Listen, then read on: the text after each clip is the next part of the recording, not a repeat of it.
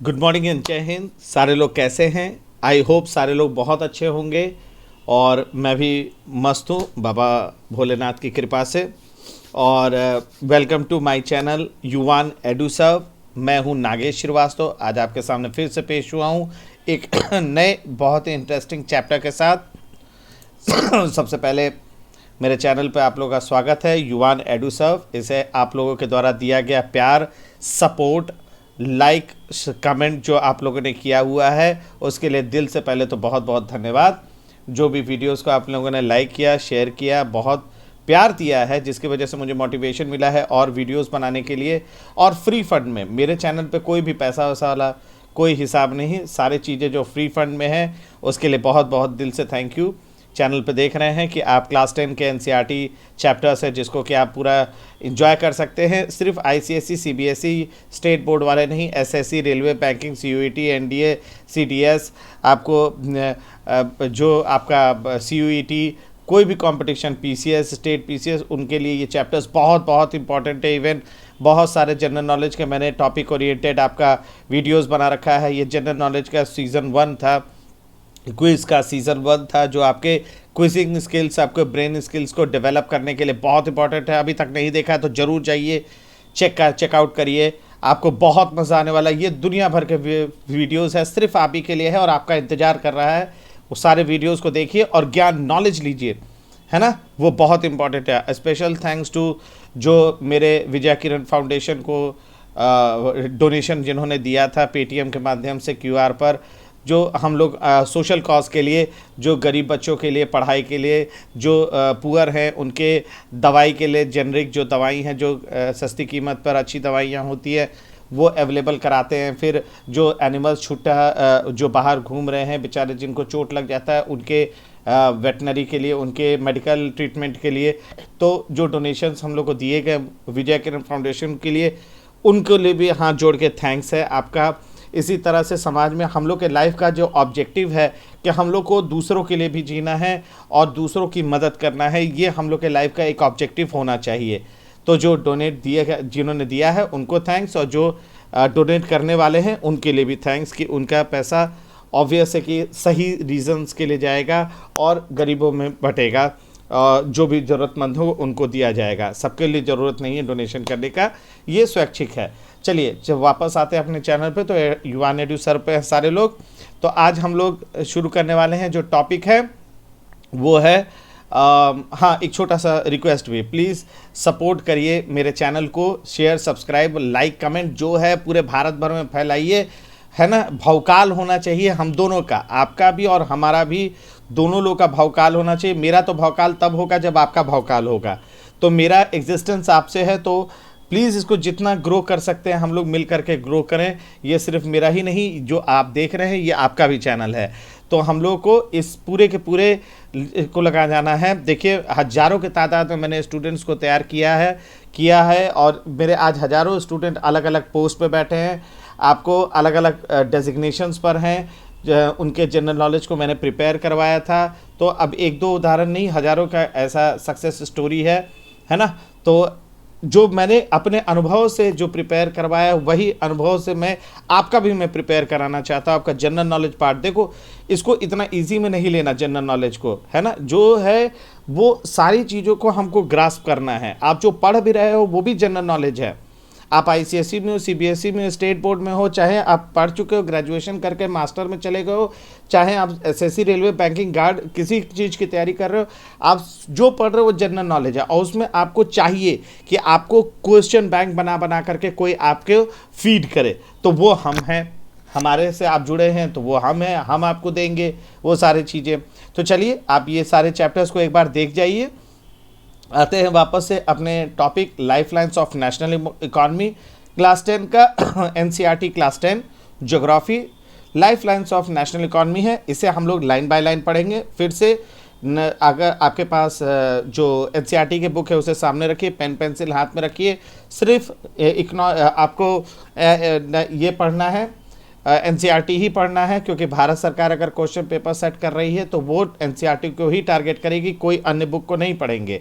Line by line पढ़ेंगे। मेरे video को एक बार दो बार अनस्किप, बिगर कोई स्किप किए, क्योंकि सब प्रॉपर चेनिंग में है ना, उसको देखते जाएंगे तो आपका चैप्टर पूरा कंप्लीट हो जाएगा। ठीक है, तो श्री गणेश करते हैं, लाइफलाइंस ऑफ नेशनल इकोनॉमी। चलिए थोड़ा लार्ज कर देते हैं। We use different materials and services in our daily life. Some of these are available in our immediate surroundings, while other requirements are met by bringing things from other places. हम लोग अपने life में बहुत सारे वस्तुओं का इस्तेमाल करते हैं, सेवाओं का इस्तेमाल करते हैं।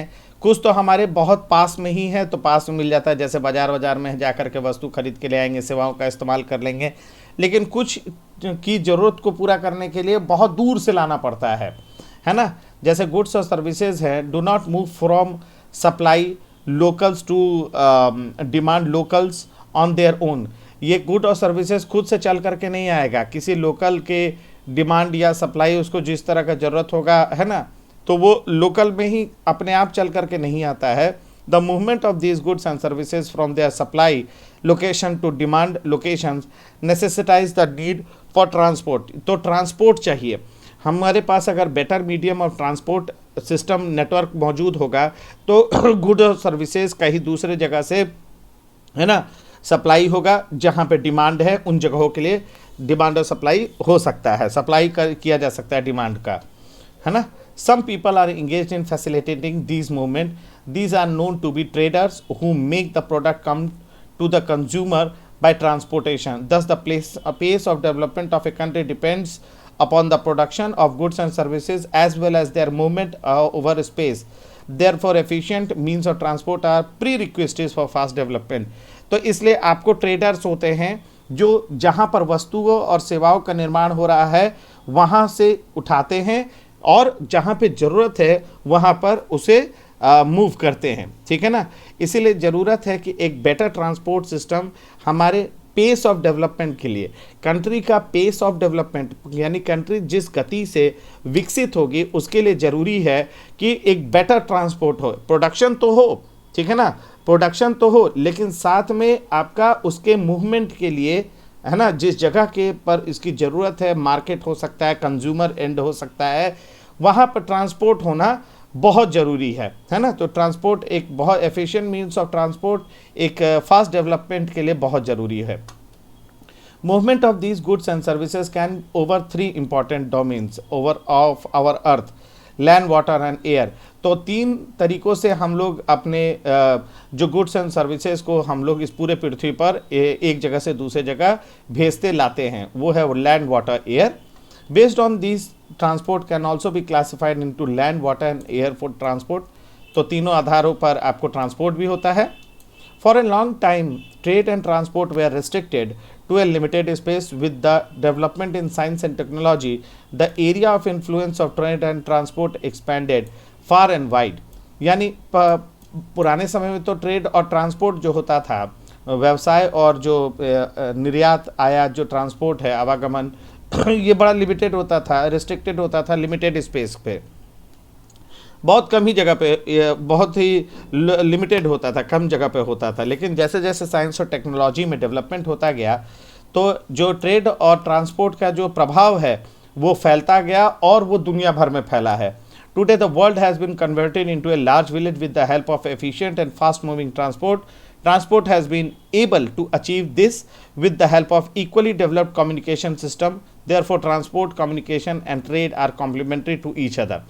तो आप देखो पूरा दुनिया, पूरा वर्ल्ड आज क्या है, एक लार्ज विलेज के रूप में बना हुआ है ना। लार्ज विलेज यानी सब एक दूसरे से कनेक्टेड है। क्यों? क्योंकि एफिशिएंट, प्रभावी और बहुत जल्दी से मूव करने वाला जो ट्रांसपोर्ट सिस्टम है उसकी वजह से ये सारे के सारे पूरे दुनिया के जो अलग अलग देश है वो इस तरह से आपस में जुड़ गए हैं कि वो एक ग्लोबल विलेज बन गए हैं, है ना। ट्रांसपोर्ट क्या करता है, अचीव करता है क्या प्राप्त करने में, equally developed communication system. Transport has been able to achieve this with the help of equally developed communication. यानी ट्रांसपोर्ट तो ये अचीव करता ही है, ग्लोबल विलेज वाला, लार्ज विलेज वाला कॉन्सेप्ट को डेवलप करने में ट्रांसपोर्ट एक इम्पॉर्टेंट पॉइंट है। लेकिन एक डेवलप्ड कम्युनिकेशन यानी एक दूसरे से जुड़ना, है ना, कम्युनिकेशन डेवलप्ड कम्युनिकेशन सिस्टम भी बहुत ज़रूरी है। तो ट्रांसपोर्ट और कम्युनिकेशन, ये जो जैसे आवागमन और एक दूसरे से जुड़ना, कम्युनिकेशन किसी स्तर से, ठीक है ना, एक दूसरे से जुड़ना, ये दोनों एक दूसरे को कॉम्प्लीमेंट्री हैं। याद रखिएगा, trade communication, transport communication and trade are complementary to each other, यानी आवागमन कहीं से, फिर कम्युनिकेशन एक दूसरे से सूचना के माध्यम से जुड़े रहना, है ना, और ट्रेड यानी व्यवसाय, ये तीनों आपस में कॉम्प्लीमेंट्री, एक दूसरे से बहुत लिंक्ड हैं, जुड़े हुए हैं।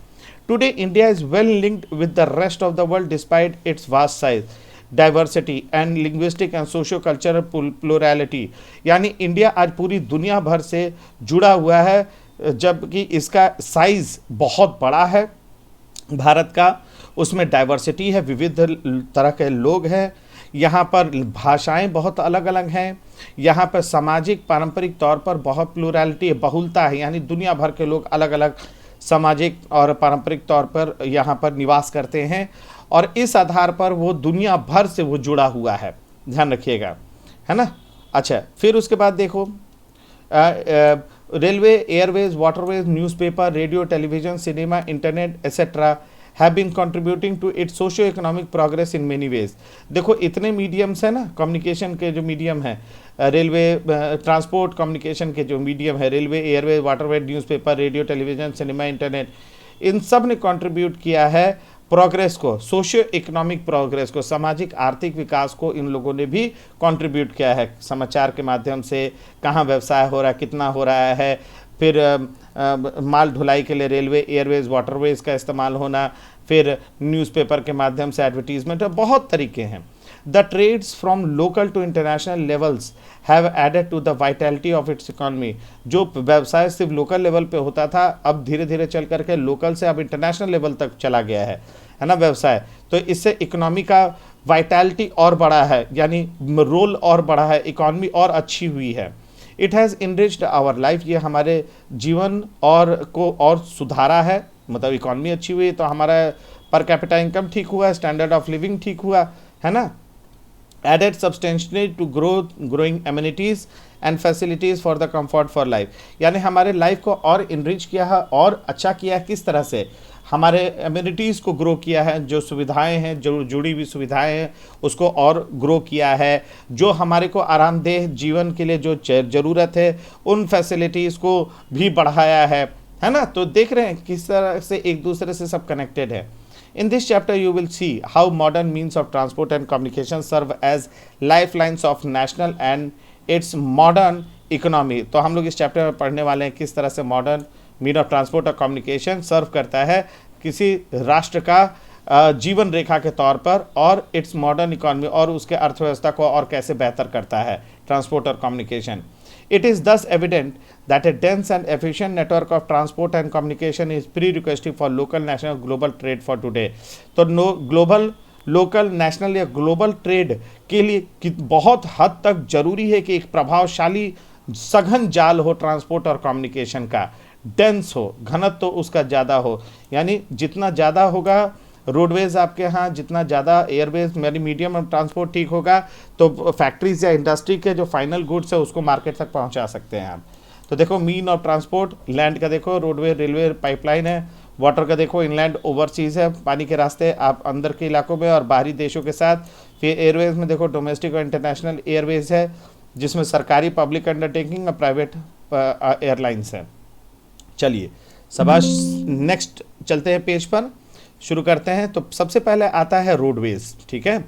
तो रोडवेज में देखें तो India has one of the largest road network है in the world, aggregating to about 54.7 lakh kilometre है, एनसीईआरटी का डेटा है।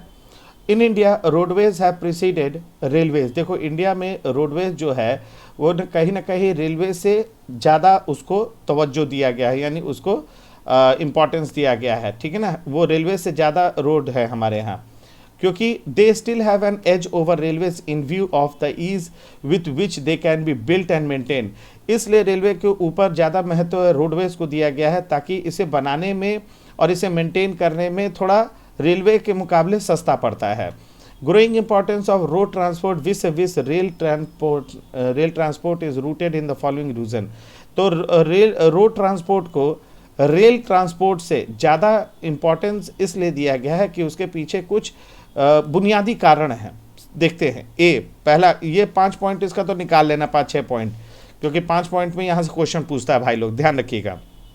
पहला देखो, construction cost of road is much lower than that of railway line.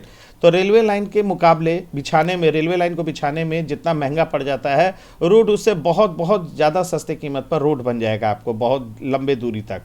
Road can be traverse comparatively more dissected and undulating topography, यानी road को हम ज़्यादा railway lines के मुकाबले हम ज़्यादा उसको कट निकाल सकते हैं। देखो जैसे यहाँ पर इमेज में देखोगे, मार दुनिया भर का डाइसेक्शन आप कर रहे हैं, यानी आप उसमें कट्स निकाल सकते हैं।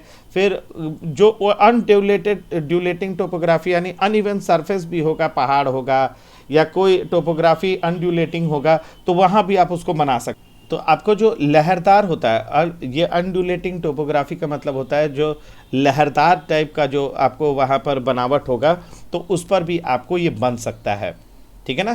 तो अनड्यूलेटिंग टोपोग्राफी, तो ठीक है ना। तो डाइसेक्टिंग का मतलब होता है कि बीच से आपको रोड निकालना हो, तो ये रेलवेज के साथ इतना आसानी से आप नहीं कर सकते।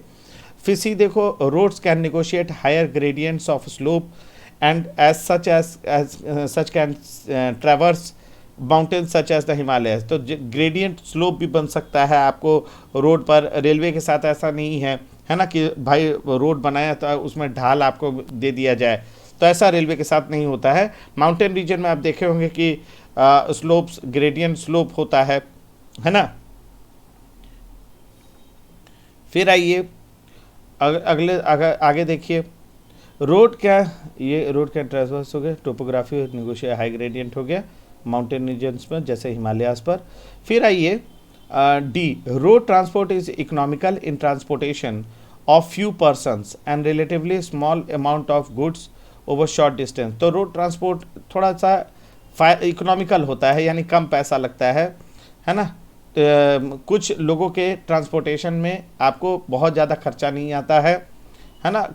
कुछ ही स्मॉलर अमाउंट लगता है अगर हमको किसी वस्तु को कुछ ही दूरी पर भेजना है तो, जबकि रेलवे इसके साथ थोड़ा मुश्किल ज़्यादा है, क्योंकि उसको एक लंबा पूरा रेक लेकर के चलना है, उसको ऑपरेटिंग कॉस्ट भी ज़्यादा होता है। E, it also provide door to door service, thus the cost of loading and unloading is much lower. तो रोड आपको डोर टू डोर तक पहुंच जाता है, आपके घर के बाहर तक रोड आ जाता है ना। तो वहाँ पे लोडिंग अनलोडिंग आसानी से हो जाता है, उसका कॉस्ट बहुत नहीं आता। अब रेलवे का क्या है कि उसका एक यार्ड होगा, वहाँ लोडिंग अनलोडिंग होगा, फिर वहाँ से आपका रोड के माध्यम से आएगा, तो कॉस्ट बढ़ जाता है।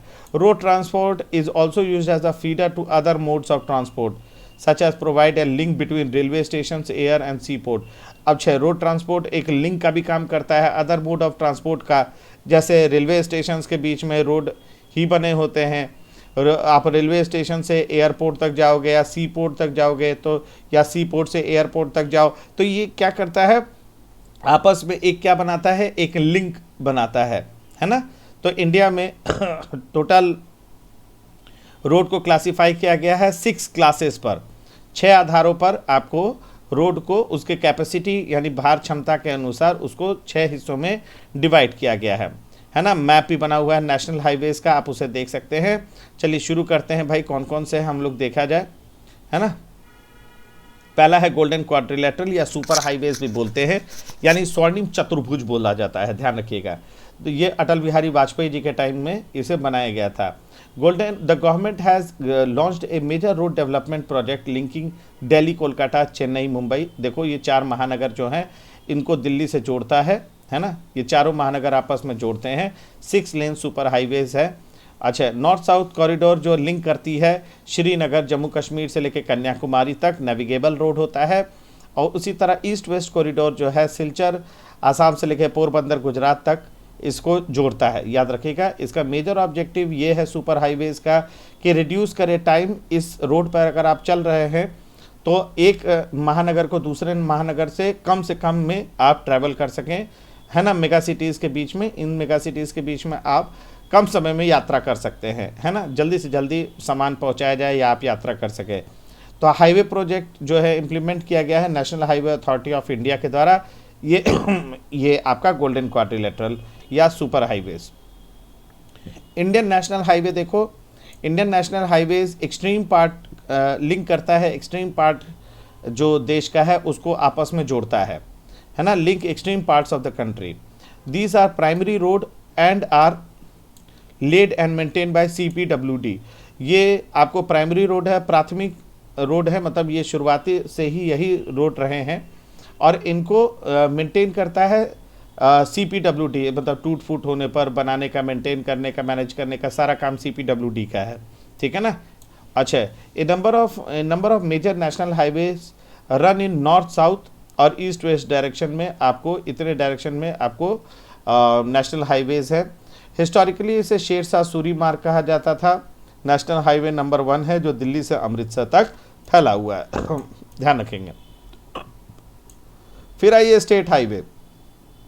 रोड लिंक करते हैं स्टेट कैपिटल को up with different district headquarter, यानी ध्यान रखना कोई भी यहाँ पर जो भी कैटेगरी आएगा उसमें सबसे इंपॉर्टेंट होगा उस कहाँ को कहाँ से कनेक्ट करता है।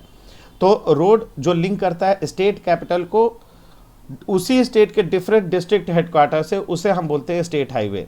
इसका कंस्ट्रक्शन और मेंटेनेंस का जिम्मेदारी स्टेट पब्लिक वर्क्स डिपार्टमेंट का होता है स्टेट में, और यूनियन टेरिटरी का तो उस पर्टिकुलर अपना यूनियन टेरिटरी में। फिर डिस्ट्रिक्ट रोड क्या होते हैं, ये रोड कनेक्ट करता है डिस्ट्रिक्ट हेडक्वार्टर को उसी डिस्ट्रिक्ट में अदर प्लेसेस से, ठीक है ना, सेम डिस्ट्रिक्ट में। ये कौन डिस्ट्रिक्ट, ये रोड कौन मेंटेन करता है, जिला परिषद, याद रखना डिस्ट्रिक्ट रोड मेंटेन कौन करता है, जिला परिषद। उसके बाद आइए अदर रोड। अदर रोड में जैसे रूरल रोड है, या ये लिंक करते हैं रूरल एरियाज को लिंक करते हैं आपस में, है ना, या विलेज विथ टाउन, शहर गाँव को शहरों से जोड़ते हैं, ठीक है। ये इस कैटेगरी के तहत आते हैं। ये रोड रिसीव करते हैं स्पेशल इम्पेटस पहचान, स्पेशल पहचान ये पाते हैं या सहायता प्राप्त करते हैं प्रधानमंत्री ग्रामीण सड़क योजना स्कीम के तहत। Under this scheme special provisions are made so that every village in the country is linked to a major town in the country by an all season motorable road। इस स्कीम के तहत जो भारत में जितने भी गांव हैं किसी न किसी नगर या शहर से जोड़ दिया जाए ऑल सीजन मोटरेबल रोड से, यानी पक्का रोड हो, बारिश के टाइम में रोड धुल ना जाए, ठीक है ना, ताकि वहाँ पे बेहतर विकास हो सके, शहर या नगर का एक फ़ायदा आपको गांव तक पहुँच सके। फिर बॉर्डर रोड्स हैं, जो कंट्री के बॉर्डर पे जो रोड का बनाने की जिम्मेदारी बॉर्डर रोड ऑर्गेनाइजेशन का है, जो गवर्नमेंट ऑफ इंडिया के अंडरटेकिंग है। ये आपको बनाती है इंडिया की जो बॉर्डर्स है उस पर ये बनाते हैं, रोड्स बनाते हैं, देखो है ना, बॉर्डरिंग एरिया पे। This organization was establish in 1960 में ये ऑर्गेनाइजेशन बनी थी। ये डेवलप करती हैं रोड को, स्ट्रैटेजिक इम्पोर्टेंस जो आपको नॉर्दर्न इंडिया का नॉर्दर्न या नॉर्थ ईस्टर्न बॉर्डर एरिया है वहाँ पर चाइना से लगे हुए एरियाज़ को वहाँ पर ये अपना रोड बनाती है ताकि सेना का मूवमेंट, मिसाइल का, हथियारों का, आर्म्स एंड एम्युनिशंस का, है ना, वहाँ के लोकल लोगों के लिए भी, है ना, ये ऑर्गेनाइजेशन रोड बनाती हैं। This road have improved accessibility in areas of difficult terrain, यानी पहाड़ों पर देखो हिली ट्रैक्स है ना, ये रोड बनाई है ना, ये BRO वाले बनाए हैं, बॉर्डर रोड ऑर्गेनाइजेशन वाले, बहुत मुश्किल चढ़ाई वाले एरिया पर भी बनाते हैं। इससे क्या होता है कि उस एरिया में इकोनॉमिक डेवलपमेंट बेहतर होता है, क्योंकि इन रोड का इस्तेमाल करके, है ना, व्यवसाय हो सकता है, लोग आना जाना कर सकते हैं, है ना। तो ये देखो अरुणाचल प्रदेश में भी आपको सड़क, जो पहाड़ों पर सड़क बना हुआ है। तो road can also be classified on the basis of the type of material used for their construction such as metalled और अनमेटल्ड। तो रोड भी क्लासिफाई किया जाता है कि मेटल्ड है कि अनमेटल्ड है, यानी जिस तरह का सामग्री वस्तु का इस्तेमाल किया गया है उसे बनाने में, है ना, मटेरियल का। मेटल रोड होगा तो सीमेंट का इस्तेमाल किया गया, कंक्रीट का, बिटुमन ऑफ कोल का, अलकतरा वगैरह का इस्तेमाल किया गया होगा, है ना। ये ऑल वेदर रोड होंगे, बारिश में भी नहीं घुलेंगे, किसी तरह से टूटेंगे नहीं। अनमेटल रोड है तो वो रेनी सीजन में बड़ा मुश्किल है, वो धुल जाता है। तो ये आप देखते हैं। अब इसका मैप देख लीजिए, ये येलो इन कलर में देखिए, ये आपका गोल्डन क्वाड्रिलैटरल है जो 4 महानगरों को जोड़ रहा है। ये हल्का रेड इन कलर में अगर आप देख पा रहे होंगे तो ये देखिए रेडिश इन कलर है, तो ये आपका सिलचर यहाँ है, ये पोरबंदर है। तो झांसी देखो इंटरसेक्शन पॉइंट हो गया आपका, यानी north south corridor, east west corridor जो है इसका इंटरसेक्शन पॉइंट झांसी है, तो ये क्वेश्चन पूछता भी है। तो सबसे ज़्यादा जो अगर रोड डेंसिटी के मामले में देखा जाए तो केरला में सबसे ज़्यादा रोड डेंसिटी है, ये फैक्चुअल क्वेश्चन है, ध्यान रखना। और महाराष्ट्र में सबसे ज़्यादा मैक्सिमम लेंथ है रोड का, ये भी फैक्ट है, ये ध्यान रखना है ना। तो ये आपका नॉर्थ साउथ कॉरिडोर और ईस्ट वेस्ट कॉरिडोर भी आपका है, और ये सारे नेशनल हाईवेज, तो कलर के अनुसार आप इसे प्लीज़ ज़रूर से पढ़ लेना। चलिए वापस आते हैं। एक यहाँ जरूरी महत्वपूर्ण फैक्ट और देना है, ये कहाँ चला गया, देखिए लॉन्गेस्ट NH जो है इंडिया का वो है NH 44, ठीक है। तो ये NH नेशनल हाईवे 44 जो है ये लॉन्गेस्ट NH है, अभी तो प्रेजेंट टाइम में यही लॉन्गेस्ट NH है। इसको पहले NH 7 के नाम से भी जाना जाता था, लेकिन अब ये NH 44 है, ध्यान रखेंगे, ठीक है। तो लॉन्गेस्ट NH यहाँ पे लिखा हुआ है ना। अब देखिए shortest NH,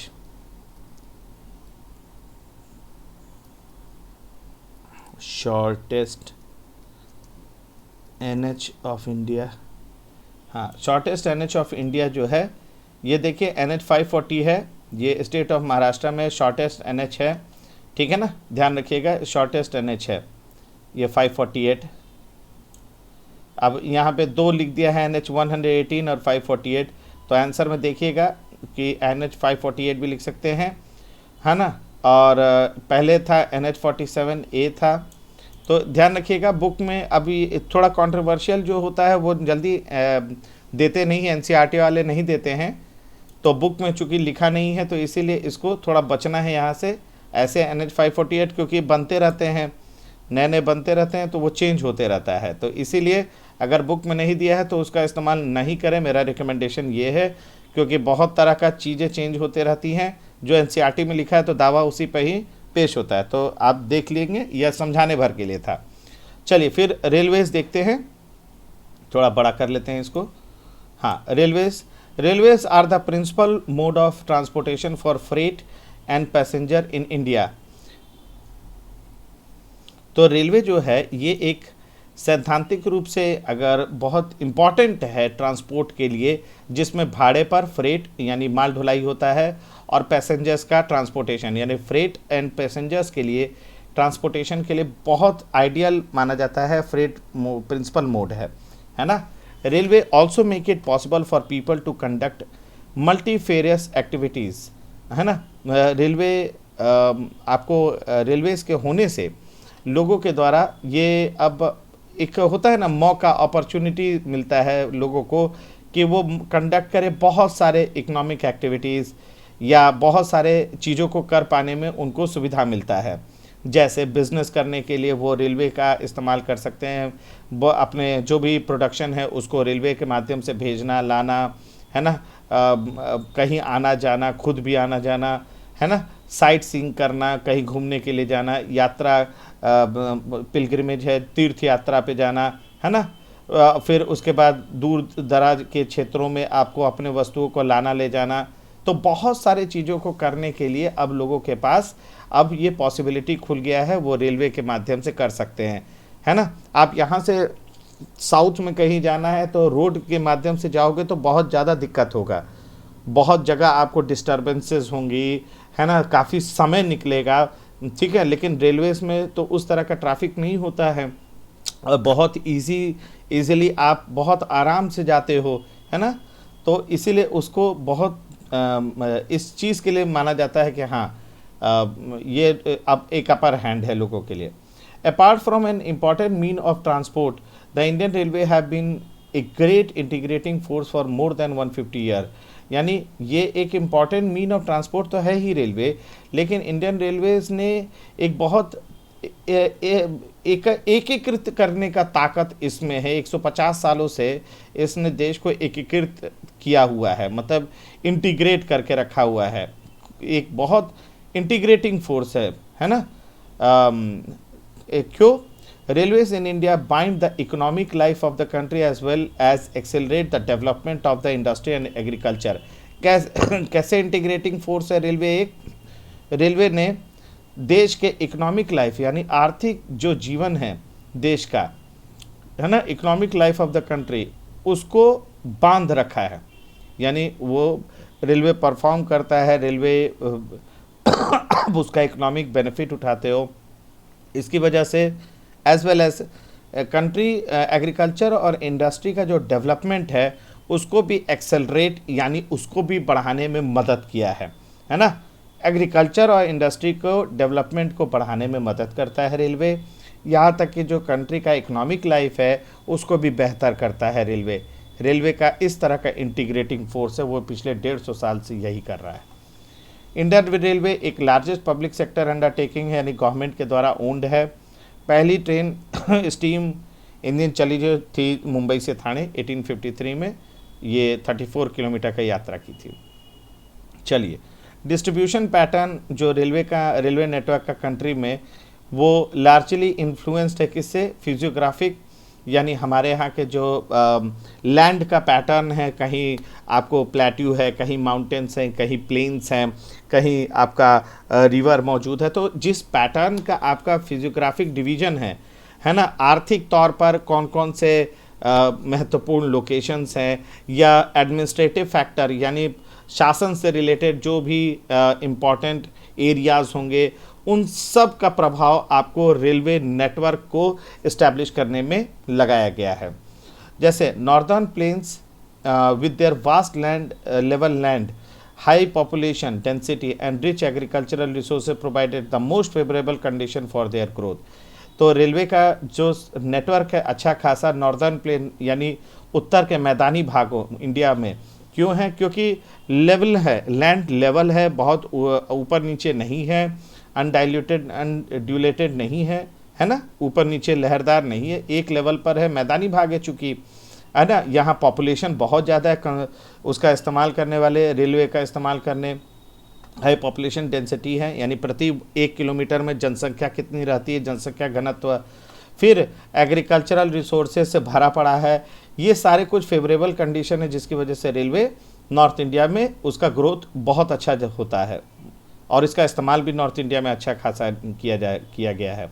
however a large number of rivers requiring construction of bridges across their wide bed pose some obstacles, है ना। हालांकि नॉर्दर्न इंडिया की ही बात करें तो बहुत सारे रिवर्स पड़ते हैं रेलवे ट्रैक्स पर, तो इसके लिए बहुत सारे ब्रिजेस को बनाने की ज़रूरत पड़ती है, क्योंकि ये अगर ब्रिजेस नहीं होगा तो ऑब्स्टिकल होगा, एक अवरोध उत्पन्न होगा रेलवे के मूवमेंट में, है। तो रिवर्स पर, अब तो रिवर्स पर ब्रिजेस बन रही हैं, तो ब्रिजेस ऐसे बन रहे हैं जिसमें रेलवे भी और सामान्य ट्रैफिक जो कार बस ट्रक बस पैदल के लिए दोनों एक के ऊपर एक अब बन रहे हैं, है ना। तो ब्रिजेस बन रही है जिससे ये ऑब्स्टिकल भी पार हो जा रहा है। अच्छा, हिली टेरियंस पर पहाड़ी एरिया में जो पेनिनसुलर रीजन है, भारत का जो पेनिनसुलर जो रीजन है जो 3 साइड से ओशन से घिरा हुआ है, वहाँ के हिली टेरियंस जो हैं, पहाड़ी वाला एरिया है, वहाँ पे railway tracks are laid through low hills gaps और टनल। तो वहाँ उन क्षेत्रों में जो थोड़ा कम ऊंचाई वाले पहाड़ हैं या 2 पहाड़ों के बीच का गैप है, छोटे छोटे पहाड़ों के बीच का गैप है पठारी भाग का, या टनल्स बना करके उनसे पार कराया जाता है रेलवे ट्रैक्स को। फिर हिमालयन माउंटेन रीजन है, वहाँ वो तो too are unfavourable for the construction of railway, वहाँ पे अनफेवरेबल है कि वहाँ पर रेलवे का कंस्ट्रक्शन किया जा सके। अब क्योंकि बहुत ज़्यादा ऊंचाई है, हाई रिलीफ है, पॉपुलेशन बहुत दूर दूर रहती हैं, एक जगह पे नहीं है ना, बिखरी हुई हालत में रहती हैं, और इकोनॉमिक अपॉर्चुनिटीज़ उस तरह की नहीं है पहाड़ों पर, क्योंकि वहाँ पे बहुत ज़्यादा ऐसा नहीं है कि हाई कंज्यूमर्स वहाँ मौजूद हैं, हाई पेड कंज्यूमर हो, या मतलब उस तरह के पैसा वाला कोई एक्टिविटी होती है, इंडस्ट्री फैक्ट्री उस तरह की हो, है ना, कोई इकोनॉमिक सेटअप हो। Likewise it was difficult to lay railway lines on the sandy plain of western Rajasthan. इसी तरह सैंडी प्लेन्स पर भी आपका जो बलुहट मैदानी भाग हैं आपका राजस्थान के वेस्टर्न राजस्थान में, या गुजरात के दलदली इलाकों में, या मध्य प्रदेश के जंगली जो एरियाज़ हैं उन क्षेत्रों में भी आपको रेलवे लाइन लगा पाना, रेलवे ट्रैक्स बिछा पाना बड़ा मुश्किल होता है। इसके अलावा छत्तीसगढ़, उड़ीसा, झारखंड है, वहाँ पे भी फॉरेस्ट एरिया है, तो फॉरेस्ट एरिया में घुस करके रेलवे लाइन लगाना बहुत बेनिफिट भी नहीं है, क्योंकि वहाँ पे बहुत ज़्यादा पॉपुलेशन भी नहीं रहती है, और वहाँ पे फिर उतना एरिया को साफ़ करते हुए रेलवे लाइन लगाना, तो वो बहुत ज़्यादा उसका बेनिफिटेड नहीं है। The contiguous stretch of Sahyadri could be crossed only through gaps और पासेस घाट। अच्छा, अगर हम बात करें सह्याद्री माउंटेन्स यानी वेस्टर्न घाट के, तो वहाँ पर जो स्ट्रेचेस जो सह्याद्री में गैप और पासेस हैं, यानी सह्याद्री माउंटेन के बीच का जो गैप होता है, दो माउंटेन्स के बीच का गैप है, तो उस माउंटेन के गैप से आपको कई जगह पे टनल्स बने हुए हैं, उसके तहत आपका रेलवे ट्रैक्स को बाहर निकाला जाता है ना, सह्याद्री माउंटेन पार कराया जाता है। रिसेंट टाइम्स में development of the Konkan railway along the west coast has facilitated the movement of passenger and goods in the most important economic region of India. It has also faced a number of problems such as sinking of track in some stretches and landslide. तो Konkan railway, जैसे Konkan railway का विकास किया गया west coast पर, यानी आपको जो पश्चिम तटीय भाग जो है वहाँ पे जो आपका गोवा वाला जो हिस्सा है ना, तो वहाँ पे कोंकण रेलवे जब डेवलप किया गया, उससे क्या हुआ कि जो पैसेंजर्स और गुड्स का मूवमेंट को आसानी से किया जा सका। ठीक है, इससे कहीं ना कहीं वहाँ के रीजन में इकोनॉमिक ग्रोथ हमें देखते हैं। वहाँ के इम्पॉर्टेंट इकोनॉमिक रीजन जो हैं, आर्थिक तौर पर जो संपन्न जगह हैं, है ना, उसका लाभ उस पूरे क्षेत्र को मिलता है ना, ताकि क्योंकि अब पैसेंजर और गुड्स अब मूव कर सकते हैं रेलवे के सहायता से, यानी कोंकण रेलवे के बनने के बाद से। लेकिन साथ ही में उन क्षेत्रों में रेलवे लाइन लगा तो दिया गया गोवा के आसपास के क्षेत्रों में, लेकिन प्रॉब्लम भी बड़ा हुआ। क्या प्रॉब्लम है कि जो ट्रैक है, रेलवे ट्रैक है, वो डूब जाता है कभी कभी, कुछ जगहों पे, कुछ स्ट्रेचेस पर वो डूब जाता है, या कोई लैंडस्लाइड आ गया तो उससे ट्रैक टूट करके, तो उसको मेंटेन और मैनेज कर पाना बड़ा मुश्किल है। ठीक है, today the railways have become more important in our national economy than all other means of transport put together. आज के समय में रेलवे ज़्यादा आपको देखा जा रहा है कि वो राष्ट्रीय अर्थव्यवस्था के लिए ज़रूरी हो गया है, बजाय इसके कि अन्य के मुकाबले, यानी रेलवे रोड और एयर या वाटर के मुकाबले देखा जाए तो वो ज़्यादा आपको महत्वपूर्ण हो गया है। However rail transport suffer from certain problem as well. Railway कुछ चुनौतियों से परेशान तो है ही, जैसे many passenger travel without ticket, बगैर टिकट के चल रहे हैं बहुत सारे पैसेंजर। अच्छा, चोरियां हो रही हैं, डैमेज की जा रही है रेलवे प्रॉपर्टी को, वो अभी तक रुका नहीं है पूरी तरह से। लोग अनावश्यक तौर पर ट्रेनों को रोक देते हैं, चेन पुलिंग कर देते हैं, है ना, उससे रेलवे को बहुत नुकसान होता है, समय का भी नुकसान होता है, पीछे वाली ट्रेन सारी लेट होने लगती हैं। इनको हम कैसे रोक पाएंगे और कैसे शेड्यूल टाइम पर रेलवे को चलाएंगे? ठीक है, पाइपलाइंस देखते हैं। Pipeline transport network is new arrival on the transportation map of India. In the past there were used to transport water to cities and industry. देखो, पाइपलाइन ट्रांसपोर्ट नेटवर्क ना एक नया कॉन्सेप्ट है इंडिया के transportation map को अगर देखा जाए तो इसमें नया इंट्रोड्यूस किया गया है। पहले ट्रांसपोर्ट पाइपलाइन का सिर्फ इस्तेमाल किया जाता था वाटर को ट्रांसपोर्ट करने के लिए सिटीज़ और इंडस्ट्रीज़ में, है ना, सिर्फ पाइपलाइन इतने भर के लिए इस्तेमाल होता था। अब आज के समय में इसका इस्तेमाल हो रहा है क्रूड ऑयल के ट्रांसपोर्ट में, है ना, पाइपलाइंस ज़मीन के नीचे लगा दिया, क्रूड ऑयल नीचे नीचे अपना जा रहा है ना, पेट्रोलियम प्रोडक्ट है, नेचुरल गैस है, ऑयल से जो प्राप्त नेचुरल गैस है, या नेचुरल गैस फील्ड से सीधा रिफाइनरी तक पहुंचा दिया जाता है पाइपलाइंस के थ्रू।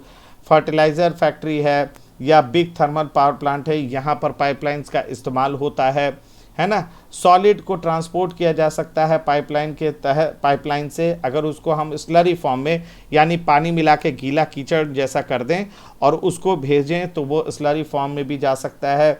हमारे यहाँ फार इनलैंड लोकेशंस ऑफ रिफाइनरी, जैसे हमारे यहाँ दूर दराज क्षेत्रों में जो रिफाइनरी बनाए गए हैं, ऑयल रिफाइनरी, है ना, तेल संशोधन जो कारखाने हैं, ऑयल रिफाइनरीज हैं, जैसे बरौनी में, मथुरा में, पानीपत में, है ना, और गैस बेस्ड फर्टिलाइज़र प्लांट हैं। ये could be thought of only because of pipeline.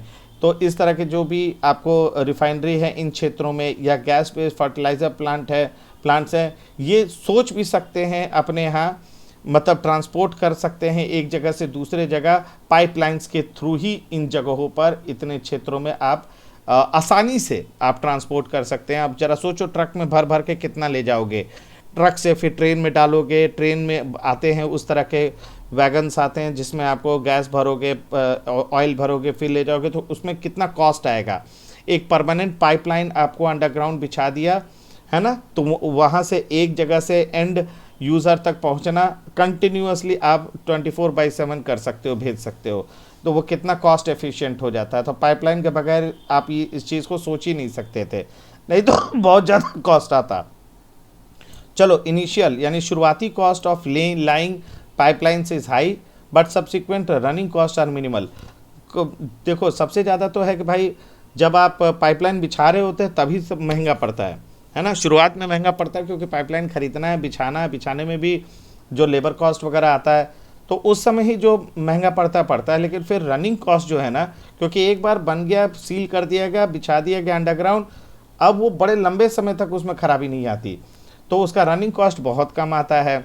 और ये ट्रांसशिपमेंट लॉसेस और डिलेस को रूल आउट कर देता है। मतलब अब उसमें प्रॉब्लम ही नहीं है कि अब हमको कहीं सड़क के रास्ते, रेल के रास्ते हमको कहीं भेजना है, तो वो सब रूल आउट हो जाता है कि देरी या घाटा, अब कुछ नहीं, पाइपलाइन लगा हुआ है, 24/7 लगाते रहिए। अच्छा, 3 इंपॉर्टेंट नेटवर्क है, इंपॉर्टेंट पाइपलाइन से ट्रांसपोर्टेशन है कंट्री में, हमारे यहाँ होता है। पहला देखो, from oil field in the upper Assam to Kanpur. देखो, असम कहाँ, कानपुर कहाँ, है ना, गुवाहाटी, बरौनी होते हुए इलाहाबाद तक आता है। इसकी ब्रांचेस फ्रॉम बरौनी से हल्दिया, आपको वाया राजबंद टू मौरीग्राम, और गुवाहाटी से सिलीगुड़ी। देखो, इतने क्षेत्रों में आपको पाइपलाइन बिछा हुआ है जो आपका आता है, इस पाइपलाइन के माध्यम से आपको ऑयल, है ना। फिर from Salaya Gujarat to Jalandhar Punjab, via Viramgam, Mathura, Delhi, Sonipat. इसकी ब्रांचेस भी है जो कनेक्ट करती है कोयली, वडोदरा गुजरात से, चक्षु और अदर प्लेसेस है। तो दूसरा पाइपलाइन का ये हो गया पूरा का पूरा नेटवर्क। तीसरा गैस पाइपलाइन देखो, आपका हजीरा गुजरात से कनेक्ट करता है जगदीशपुर उत्तर प्रदेश। ये एक और जगह है, आप देखना आपके ज्योग्राफी में ही, एनसीईआरटी में मैप दिया हुआ है। वाया विजयपुर मध्य प्रदेश, इसकी ब्रांच है कोटा राजस्थान को जोड़ती है, शाहजहांपुर, बबराला और अदर प्लेस है उत्तर प्रदेश। तो तीसरी गैस पाइपलाइन का पूरा नेटवर्क ये है। तो 3 गैस पाइपलाइन है। अगर नहीं याद होता है तो इसको लिखिए चार्ट पेपर पे, सामने रख दीजिए, आते जाते इसको देखिए या कोडिंग करके सीखना है, ठीक है। तो ये गैस पाइपलाइन का बेल्ट है। वाटरवेज क्या है, देखो, since the ancient period India was one of the sea faring countries, है ना।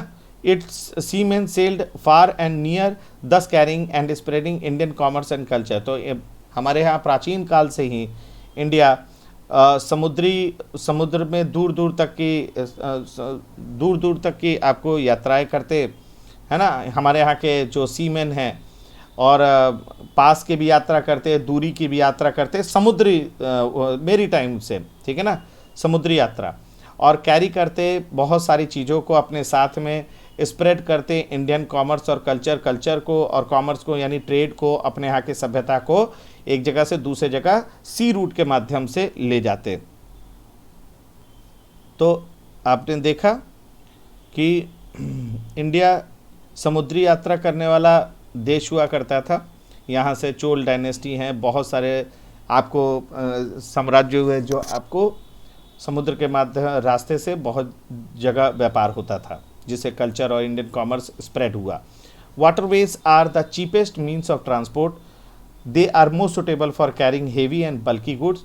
वाटरवेज माना जाता है कि बहुत सस्ता पड़ता है ट्रांसपोर्ट के लिए, क्योंकि हवाओं का एक पूरा जो विंड का एक पैटर्न होता है, उससे आपको रूल होता है ना। बहुत सस्ता पड़ता है वाटरवेज के माध्यम से ट्रांसपोर्ट करना, और सुटेबल होता है हेवी और बल्की गुड्स को लाने ले जाने में। आपने देखा होगा बड़े बड़े कंटेनर्स वाले शिप, देखो, है ना, शिप कंटेनर्स इतने बड़े बड़े आप किसी और माध्यम से नहीं ले जा सकते हो, है ना। देखो, ये देखो, इतने बड़े बड़े जो शिप्स होते हैं, जो अपने साथ हजारों के तादाद में कंटेनर्स लेकर के जाते हैं ना, तो ये ना तो रेलवे से पॉसिबल है, ना एयरवे से पॉसिबल है, ना ही रोड से पॉसिबल है। तो ये जो शिप्स है आप देख पा रहे होंगे, ये इतना बल्कि और इतने सारे कार्गो को एक साथ अपने साथ लेकर के जाते हैं। देखो कितना कितना बड़ा बात है, इतना सारा कंटेनर से एक साथ लेकर जाना हजारों के तादाद में। ये सोचो कितना मटेरियल एक साथ जाता होगा, है ना। ये सारे एक साथ जाते हैं और नुकसान भी होता है अगर शिप अगर रैक हुआ तो, ठीक है। अच्छा, दे आर मोस्ट सुटेबल, हाँ, it is fuel efficient and environmental friendly. Fuel efficient क्योंकि आपका कम से कम ईंधन लगता है, मैंने बताया है कि ईंधन कम से कम, क्योंकि इसमें ओशनिक करंट वगैरह सब निर्भर करता है। और इन्वायरमेंटल फ्रेंडली होता है, इन्वायरमेंटल फ्रेंडली क्योंकि बहुत ज़्यादा इसमें से धुआं वगैरह या बहुत ज़्यादा गैसेस वगैरह ट्रांसपोर्ट करने के समय में नहीं होता, लगता नहीं है। अच्छा, India has inland navigation waterways of 14,500 kilometre in length.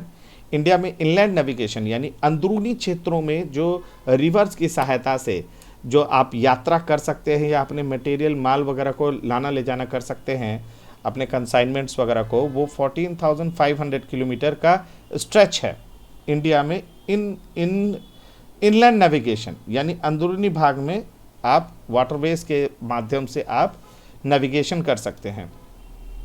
Out of this only 5,685 kilometre are navigable.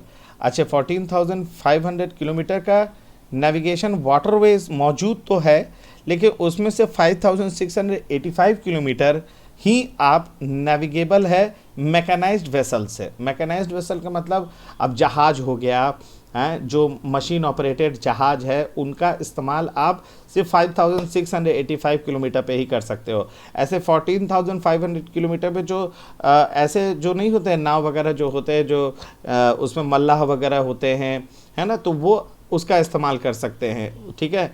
लेकिन 5,685 किलोमीटर वो क्षेत्र हैं जहाँ पर जहाज उतर सकते हैं, थोड़ा गहराई होगा, हाँ, जिसमें आप मैकेनाइज्ड वेसल लेके जा सकते हैं। The following waterways have been declared as the national waterways by the government. तो ऐसे वाटरवेज जो नेविगेबल हैं आपको मैकेनाइज्ड वेसल से, है ना, तो इन्हें नेशनल वाटरवेज आपको घोषित किया गया है गवर्नमेंट के द्वारा। तो नेशनल वाटरवेज नंबर 1, 2, 3 इस तरह से करके आपको है। अच्छा, ऊपर एक छोटा सा डेटा दिया हुआ है, broad gauge, metre gauge, narrow gauge, यानी रेलवे लाइन का चौड़ाई कितना है। तो हम लोग ब्रॉड गेज वाले पर चढ़ते हैं ना रेलवे ट्रेन में, तो कई जगह पे नैरो गेज भी है, जैसे टॉय ट्रेन वगैरह है दार्जिलिंग वगैरह में। मीटर गेज है मध्य प्रदेश के कुछ रीजन में जहाँ पॉपुलेशन बहुत ज़्यादा नहीं है। ब्रॉड गेज जो 1.676 मीटर्स का उसका चौड़ाई होता है। तो ये आपको एक छोटा डेटा आपको दिया गया है, इसे ज़रूर देख लेंगे।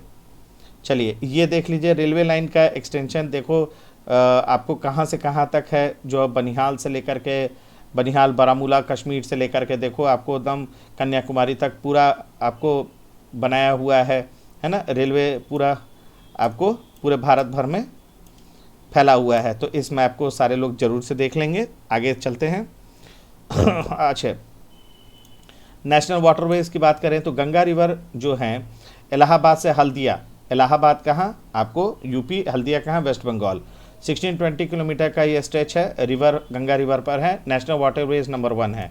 तो नाम याद रखेंगे। देखिए इस तरह के फेरी पर पूरा कार वगैरह लोग अपने बाइक वगैरह सब चढ़ा करके नदी पार करते हैं, है ना। इनलैंड वाटरवेज है। अच्छा, ब्रह्मपुत्र रिवर पे सादिया से लेकर धुबरी नेशनल वाटरवेज नंबर 2 है, 891 किलोमीटर का। इसी तरह वेस्टर्न कोस्ट कैनाल है केरला में, कोट्टापुरमा कोल्लम। फिर उद्योग मंडल है आपका चंपाकारा है, कनाल है 205 किलोमीटर का, नेशनल वाटरवेज नंबर 3 है। फिर स्पेसिफाइड स्ट्रेचेस हैं आपको गोदावरी कृष्णा रिवर पर, along with Kakinada Puducherry stretch of canal, ये 1078 किलोमीटर है, नेशनल वाटरवेज नंबर 4 है। नाम याद रखेंगे, नहीं याद होता है कोड करके सीखिए, नहीं याद हो पाता तो भी तो उसको फाइनली चार्ट पेपर में लिख करके सामने चिपका दीजिए। स्पेसिफाइड स्ट्रेचेस है रिवर ब्राह्मणी पर, along with Matai river delta channel है महानदी यानी आपको Orissa, and Brahmani river and east coast canal के बीच में 588 किलोमीटर का इसे नेशनल वाटरवेज नंबर 5 कहा गया। तो ये नाम याद रखेंगे आप लोग। There are some other inland waterways on which substantial transportation takes place. कुछ और भी इनलैंड वाटरवेज हैं जिसमें आपको ट्रांसपोर्टेशन होता है ना, जैसे मांडवी है, जुरई है, कुंबेरजा है, फिर सुंदरबन है ना, बराक है, बैक वाटर्स ऑफ केरला है ना, बैक वाटर्स ऑफ केरला जो आपको समुद्र से अंदर की तरफ पानी आता है। तो ये इन सब रिवर्स पर भी आपको देखना, वहाँ पर आपको सुंदरबन एरिया है, इतने रिवर्स पर आप देखोगे कि वहाँ पर आपको ट्रांसपोर्टेशन आपको होता है, लोग आते जाते हैं रिवर्स के, गुड्स को लाना ले जाना करते हैं रिवर्स के रास्ते, है ना। Apart from this, India's trade with foreign countries is carried from the ports located along the coast. 90% of the countries trade volume, 68% in terms of value is moved by sea. अब देखो, इसके अलावा जो है इंडिया का जो trade होता है दूसरे कंट्रीज के साथ, वो बंदरगाहों से होता है ना, वो आपको समुद्र के तटीय इलाकों में है, भारत के समुद्री तटीय इलाकों में, है ना, जैसे तूतीकोरिन है, कांडला है, आपको मर्मगांव है, इस तरह से करके जवाहरलाल नेहरू एयरपोर्ट है, एयरपोर्ट माफ़ कीजिए, सी पोर्ट है। तो इस तरह के जो समुद्री बंदरगाह हैं वहाँ से, तो यहाँ से 95% ऑफ द कंट्री का ट्रेड जो वॉल्यूम है ना, वो आपको एक्सपोर्ट होता है।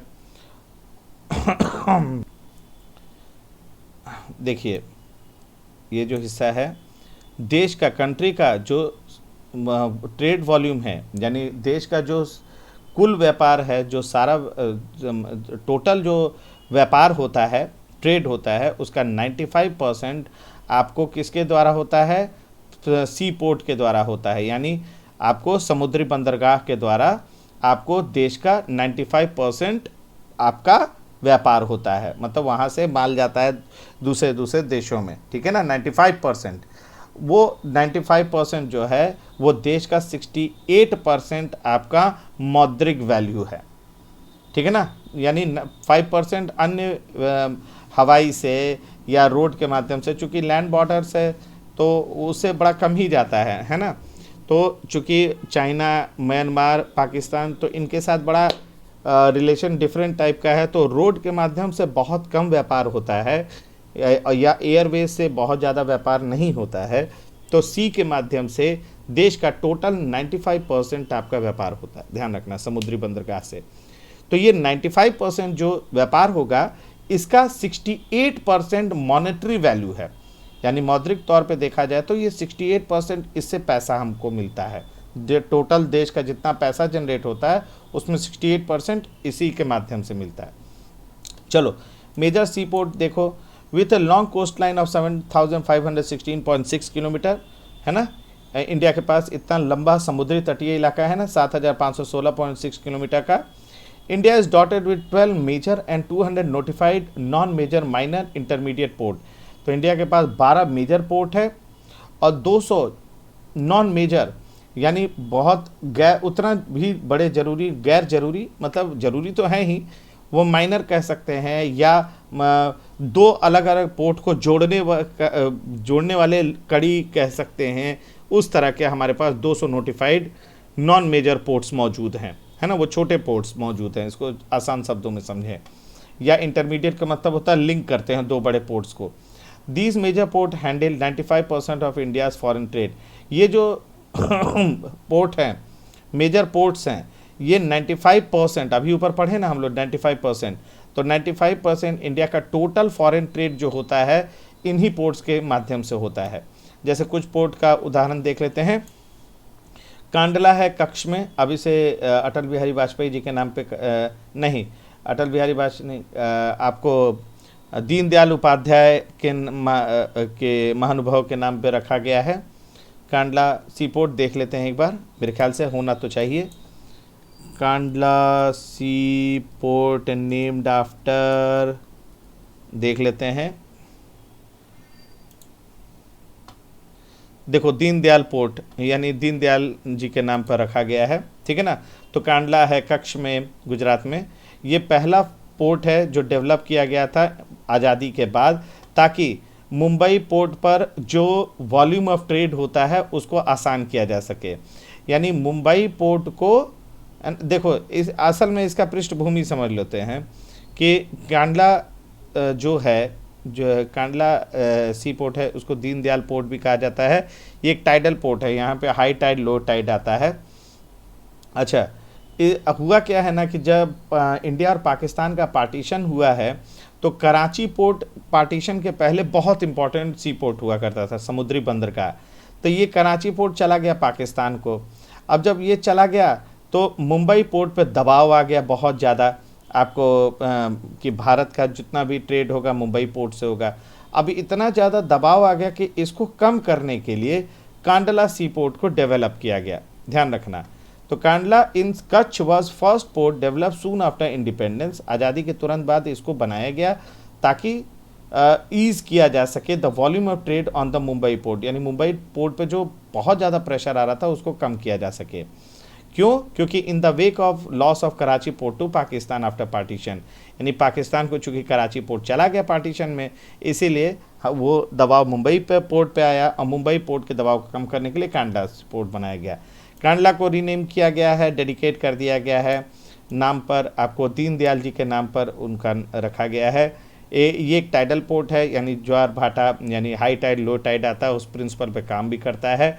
It caters the convenient handling of export and import of high productive granary and industrial belt stretching across the states of Jammu Kashmir, Himachal Pradesh, Punjab, Haryana, Rajasthan and Gujarat. देखो ये व्यवस्था करते हैं, ये केटर करते हैं किस चीज़ का, तो देखो इनका काम क्या है। दीनदयाल पोर्ट जो कि कांडला पोर्ट है, ये करते ही ये हैं कि जो ये स्टेट है जम्मू कश्मीर, हिमाचल प्रदेश, पंजाब, हरियाणा, राजस्थान, गुजरात, इन राज्यों से जो ग्रेनरी अनाज और इंडस्ट्रियल औद्योगिक जो इनसे प्राप्त होता है, हाई प्रोडक्टिव अनाज है ना, उच्च क्वालिटी का जो अनाज है या औद्योगिक जो सामग्री जो प्राप्त होता है इन राज्यों से, उनके निर्यात, उनके एक्सपोर्ट और इंपोर्ट को प्रभावी ढंग से हैंडल करता है ये कांडला सी पोर्ट। समझ रहे हैं? यानी इस कांडला सी पोर्ट के मदद से इन राज्यों से प्राप्त ग्रेनरी या इंडस्ट्रियल जो भी वस्तुएं होंगी उनको या तो एक्सपोर्ट किया जाएगा या तो इंपोर्ट किया जाएगा कांडला सी पोर्ट से, ध्यान रखना है ना। फिर देखो Mumbai is the biggest port with a spacious natural and well sheltered harbour. Mumbai एक बहुत बड़ा समुद्री बंदरगाह है जिस पर प्राकृतिक तौर पर और अच्छा खासा हार्बर बना हुआ है, वेल शेल्टर्ड हार्बर बना हुआ है, जहाँ पर शिप्स आकर के रुक सकती हैं, जहाँ पर से भारी भरकम कंसाइनमेंट आना जाना कर सकता है। The Jawaharlal Nehru port was planned with a view to decongest the Mumbai port and serve as a hub port of for this region. तो जवाहरलाल नेहरू पोर्ट जो है उसे बनाया गया है ताकि मुंबई पोर्ट पे जो बहुत ज़्यादा कंजेशन यानी जाम की स्थिति हो जाती थी उसको डीकंजेस्ट यानी जाम की स्थिति से बचने के लिए जवाहरलाल नेहरू समुद्री बंदरगाह बनाया गया इसी रीजन में, ताकि वो वहाँ पे हब पोर्ट का काम कर सकें, यानी वहाँ भी समुद्री जहाज वहाँ डॉक कर सकें, है ना। इसके बाद देखो मर्मगांव जो पोर्ट है, मर्मगांव पोर्ट ये गोवा में है, is the premier iron ore exporting port of the country. This port account for about 50% of India's iron ore export.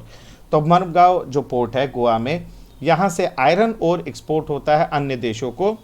ये सी पोर्ट इतना महत्वपूर्ण है, मर्मगांव जो सी पोर्ट है ये इतना महत्वपूर्ण है कि देश का आयरन एक्सपोर्ट का 50% इसी अकेले सी पोर्ट से होता है, ध्यान रखना। न्यू मैंगलोर समुद्री बंदरगाह देखो पोर्ट जो है ये कर्नाटक में मौजूद है। ये व्यवस्था करता है, केटर करता है, एक्सपोर्ट करता है iron ore concentrate from Kudremukh mine. तो कुद्रेमुख माइन से, याद होगा कर्नाटक का कुद्रेमुख माइन से जो भी हमको आयरन ओर प्राप्त होता है वो न्यू मैंगलोर पोर्ट से जो कि कर्नाटक में ही है वहाँ से अन्य देशों को एक्सपोर्ट किया जाता है। इसी तरह से कोची जो एक्सट्रीम साउथ वेस्टर्न पोर्ट है, लोकेटेड है एक लगून पर, है ना, जहाँ समुद्र और नदी के बीच में हल्का बालुई वाला क्षेत्र है, थोड़ा उठा हुआ क्षेत्र है, वहाँ पे ये नेचुरल हार्बर बनाता है कोची। साउथ वेस्टर्न पोर्ट पड़ता है, भारत के साउथ वेस्टर्न हिस्से में पड़ता है, और वो कहाँ पे मौजूद है? Located at the entrance of A lagoon, एक लगून पर एंट्रेंस है उसका, वहाँ पर मौजूद है लगून के एंट्रेंस पर, और वहाँ पे ये नेचुरल हार्बर बनाता है। देखो लगून क्या होता है? Lagoon is a shallow body of water protected from a large body of water usually the ocean by, देखो ये छोटा वाटर बॉडी होगा, वो बचा हुआ होगा बड़े वाटर बॉडी से, ओशियन से बचा होगा। किस तरह से? बीच में सैंड बार होगा, है ना, या बैरियर आइलैंड होगा, या कोरल लीफ होगा, किसी न किसी वजह से वो दोनों अलग होंगे, बीच में कुछ होगा जो छोटे वाले को बचा रहा होगा, यानी लगून उसको बोलते हैं। ठीक है ना, लगून का इमेज हम आपको दिखाते हैं, बहुत इंटरेस्टिंग है लगून का इमेज, क्योंकि उसमें अगर बीच में सैंड बार नहीं होता ना, यानी बालू वाला एरिया नहीं होता ना, तो वो कहीं ना कहीं पूरा उसको मर्ज कर ले जाता। देखिए लगून, देखिए आप इन सारे इमेजेस में देख रहे होंगे कि बगल में बहुत बड़ा वाटर बॉडी होगा, और ये सैंड बार वगैरह हैं जो छोटे वाटर बॉडी को बचा रहा है बड़े वाटर बॉडी में मर्ज होने से। तो ऐसा ही आपको मौजूद है कोचीन के पास, है ना, कोची नेचुरल हार्बर जो है वहाँ पर आपको एक लगून जैसा कॉन्सेप्ट है। तो लगून क्या होता है आप देख रहे हैं, है ना, ये आपको बैरियर, सैंड बार बैरियर आइलैंड या कोरल रीफ से बचा हुआ होता है, एक छोटा शैलो बॉडी ऑफ वाटर बड़े वाटर बॉडी से। ठीक है, नेचुरल हार्बर क्या है? देखो नेचुरल हार्बर किसको कहते हैं? इसका मतलब होता है कि वहाँ पर गहराई इतना होगा कि वहाँ पर एंकरेज किया जा सकता है, एंकर डाला जा सकता है। ठीक है, आपको वहाँ पे डीप इनफ है। Natural harbour is a land form where a section of body of water is protected and deep enough to allow anchorage, यानी वहाँ पे एंकरेज किया जा सकता है, वहाँ पे रोका जा सकता है ना। वहाँ पे बड़े बड़े जहाज आ सकते हैं, कोई प्रॉब्लम वैसा नहीं होता है। तो इस तरह से आपका चलता है। ठीक है तो आप देखे होंगे कोचीन, जो कि एक्सट्रीम साउथ वेस्टर्न पोर्ट है, आपका समुद्री बंदरगाह है भारत का, और यहाँ पे लगून का एंट्रेंस है। कहाँ पे लोकेटेड है कोचीन? आपको सी पोर्ट एक लगून के एंट्रेंस पर, वहाँ पर मतलब वहाँ पे सैंड बार्स वगैरह साइड बाय साइड होंगे, और नेचुरल हार्बर है, यानी वहाँ पे बड़े बड़े जहाज वहाँ पे आ जा सकते हैं, प्रॉपर उतना डेप्थ वहाँ मौजूद है। Moving along the east coast, अगर हम लोग पूर्वी तटीय भाग की तरफ चलते हैं, भारत के जो पश्चिम हो गया पश्चिम तट, और ये हो गया पूर्वी तट, यानी उड़ीसा वगैरह साइड का जो पूर्वी तट है ना, सी कोस्ट एरिया है, तो you would see the extreme south eastern portion of Tuticorin, यानी आप तूतीकोरिन देखेंगे तमिलनाडु में मौजूद है। साउथ ईस्टर्न पॉइंट पर आपको यहाँ पर आपको एक पोर्ट समुद्री बंदरगाह दिखेगा जिसका नाम तूतीकोरिन होगा, तमिलनाडु में, अभी मैप में देख लेंगे। ये पोर्ट नेचुरल हार्बर है और रिच हिंटरलैंड है, यानी अंदरूनी क्षेत्रों से आंतरिक क्षेत्र, हिंटरलैंड का मतलब होता है अंदरूनी क्षेत्र। ठीक है ना, तो अंदरूनी क्षेत्रों से यहाँ पर अच्छे तरीके से ये कनेक्टेड है, ये नेचुरल हार्बर भी है। जब भी नेचुरल हार्बर बोलता हूँ तो याद रखिएगा डेप्थ से होता है, फिर यहाँ पर बड़े जहाज रुक सकते हैं, है ना, तो और यहाँ पे एक वाटर बॉडी को प्रोटेक्ट करके रखा जाता है क्योंकि उतने बड़े बड़े जहाज़ों को आना होता है, डॉक करना होता है। अच्छा, thus it has a flourishing trade handling of a large variety of cargoes, यानी हम तूतीकोरिन की बात अगर करें तो यहाँ पर बहुत बड़े बड़े कार्गोज आपको यहाँ आते हैं। ये फ्लोरिशिंग है, it has a flourishing trade, यानी तूतीकोरिन से बहुत अच्छी तौर पे ट्रेड होती है, बहुत फ्लरिश्ड अवस्था में, डेवलप अवस्था में, और यहाँ पे बहुत बड़े बड़े कार्गोज आ सकते हैं क्योंकि हार्बर है तो आएंगे ही, है ना। Even our neighbouring countries like Sri Lanka, Maldives etcetera and the coastal regions of India, यानी यहाँ पर पड़ोसी देश जैसे श्रीलंका, मालदीव हैं, है ना, और भी देशों से जो पड़ोसी देश हैं वो यहाँ पर अपना इंपोर्ट एक्सपोर्ट करते हैं इसी तूतीकोरिन से। इवन दो जो कोस्टल रीजन है अन्य इंडिया के ही और जगह के कोस्टल रीजन से भी आपको कंसाइनमेंट आपको तूतीकोरिन के माध्यम से साउथ इंडिया में भेजा जाता है ना। तो ये सी पोर्ट अपना एक बहुत इम्पॉर्टेंट एसेट है। Chennai is one of the oldest artificial port of the country. Chennai हमारे यहाँ का सबसे पुराना आर्टिफिशियल पोर्ट है, क्योंकि उसे बनाया गया है, समुद्री बंदरगाह सबसे पुराना है, आर्टिफिशियल पोर्ट है। ध्यान रखना है, ये सब याद रखना है आपको। कौन सा सी पोर्ट का किस तरह का है, नेचुरल हार्बर है, टाइडल पोर्ट है, आर्टिफिशियल पोर्ट है। अच्छा, Chennai is ranked next to Mumbai in terms of the volume of trade and cargo. यानी चेन्नई, मुंबई के बाद चेन्नई का ही नंबर आता है जिस तरह से चेन्नई सी पोर्ट से आपको व्यापार होता है और जितना आपको कार्गो आती है, उस आधार पर चेन्नई दूसरे रैंक पर आता है मुंबई के बाद। विशाखापट्टनम, अब अगला नाम आ रहा है विशाखापट्टनम का, जो डीपेस्ट लैंड लॉक्ड, यानी चारों तरफ, मतलब अब तीन तरफ से आपको ज़मीन से घिरा हुआ वेल प्रोटेक्टेड पोर्ट है ना, पूरी तरह से सुरक्षित आपको समुद्री बंदरगाह है ये। This port was originally conceived as an outlet for iron ore exports. ये आपको शुरुआती दौर से ही अगर आप देखा जाए तो ये यहाँ से आपको आयरन ओर एक्सपोर्ट खूब किया जाता है, आयरन ओर यहाँ से खूब भेजा जाता है दूसरे देशों के लिए। फिर इसके बाद आता है पारादीप पोर्ट, ये उड़ीसा में है।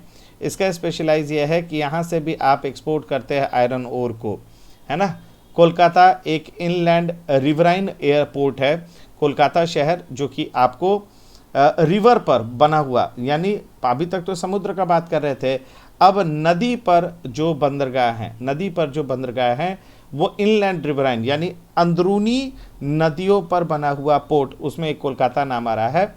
ये पोर्ट सर्व करता है वेरी लार्ज और rich hinterland of Ganga Brahmaputra basin, यानी गंगा ब्रह्मपुत्र रिवर बेसिन जो है उसके आंतरिक क्षेत्र में, जो हमारा संपन्न आंतरिक क्षेत्र है, उसका वो बेहतर तरीके से इस कोलकाता रिवराइन पोर्ट के माध्यम से आप ट्रांसपोर्ट करते हो, लाना ले जाना करते हो कार्गो को।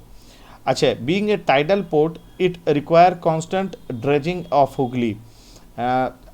हम जो कोलकाता की बात कर रहे हैं अभी, जो टाइडल पोर्ट है, जब टाइडल पोर्ट हुआ इसका मतलब वहाँ पे हाई टाइड लो टाइड आता है। तो हाई टाइड लो टाइड आने की वजह से क्या होता है कि वहाँ पर बहुत ज़्यादा ड्रेजिंग की ज़रूरत होती है कांस्टेंट ड्रेजिंग का मतलब होता है कि जो सिल्ट आकर के जमा हो जा रहा है, ठीक है ना, उस जब वाटर लेवल बढ़ा तो बहुत सारा एक्यूमुलेशन हुआ, सेडिमेंटेशन की वजह से रुका, तो इस वजह से जो गहराई है वो कम होती जाएगी। तो ड्रेजिंग क्या है कि वो जितना डिज़ायर्ड डेप्थ की आवश्यकता है उसको बराबर खोद करके उसे निकाल करके सेपरेट करके रखना होगा, तभी उस पर मैकेनाइज्ड व्हीकल, मैकेनाइज्ड वेसल, यानी शिप्स हो सकता है, मोटरेबल शिप्स हो सकता है, वो चलाई जा सकेंगी। ठीक है, तो ड्रेजिंग का मतलब होता है जितना डिज़ायर्ड डेप्थ है उसको ऑल द टाइम बरकरार रखना होता है, तो वो हुगली में लगातार करते रहना पड़ता है ना। कोलकाता पोर्ट जो है हुगली पर ही है, तो उसका ड्रेजिंग करते, साफ सफाई करते रहना पड़ता है। हल्दिया पोर्ट को डेवलप किया गया उसके सब्सिडरी के तौर पर, सहयोगी के तौर पर, सहयोगी पोर्ट के तौर पर हल्दिया वही वेस्ट बंगाल में ही है ना। ये आपको जो प्रेशर डेवलप हो रहा था कोलकाता पोर्ट पर, रिवराइन पोर्ट पर, है ना, उसको कम करने के लिए आपको हल्दिया पोर्ट डेवलप किया गया था उसके सहयोगी बंदरगाह के लिए, ध्यान रखना। ठीक है, अच्छा, फिर आइए एयरवेज हम लोग चलते हैं। तो the air travel today is the fastest, most comfortable and prestigious mode of transport. अब देखो एयर ट्रैवल क्या है, आज के समय में सबसे फास्टेस्ट है, तुरंत से 1 घंटा 2 घंटा में कहीं से कहीं पहुंच जाइए, बहुत आराम से पहुंचिए, एकदम आराम से आपको बस बैठना है, और प्रेस्टिजियस होता है। वाह, क्या एयरप्लेन से आ रहे जा रहे, आज भी ये हम लोग के लिए एक लग्जूरियस एक माना जाता है सिस्टम, है ना। It can cover very difficult terrains like high mountain, dreary desert, dense forest and also long oceanic stretches with great ease। हाँ, ये बहुत आसानी से बड़ा मुश्किल भरे जो टेरियंस है, पहाड़ हो सकते हैं, डेजर्ट हो सकते हैं, डेंस फॉरेस्ट हो सकता है, बड़े बड़े जो ओशियंस हैं, है ना, समुद्र हैं, उनको बड़े आराम से पार कर जाता है। Think of the north eastern part of the country marked with the presence of big river, dissected relief, dense forest and the frequent flood and international frontiers etc. In the absence of air transport, air travel has made access easier।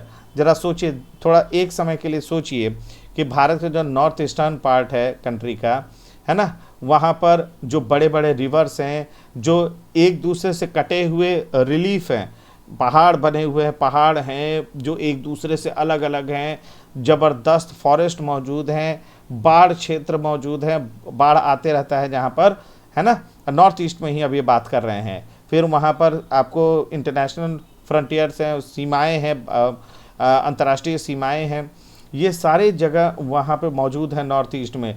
बगैर air transport का आप यहाँ पर कैसे पहुँच बना लेते? आप ज़रा देखो, रेलवेज़ का भी पहुँच नहीं है, कई जगह पे तो रोड भी नहीं है, लेकिन मदद तो भी पहुँचाई जाती है एयर ट्रांसपोर्ट की मदद से, है ना। एयर ट्रांसपोर्ट नहीं होता तो यहाँ पर चीज़ें, यहाँ तक पहुँच पाना भी बहुत मुश्किल होता है ना। डिज़ास्टर के समय देख लो, आपको एयर ट्रांसपोर्ट ही बहुत काम आता है। The air transport was nationalised in 1953। Air transport को राष्ट्रीयकृत किया गया 1953 में।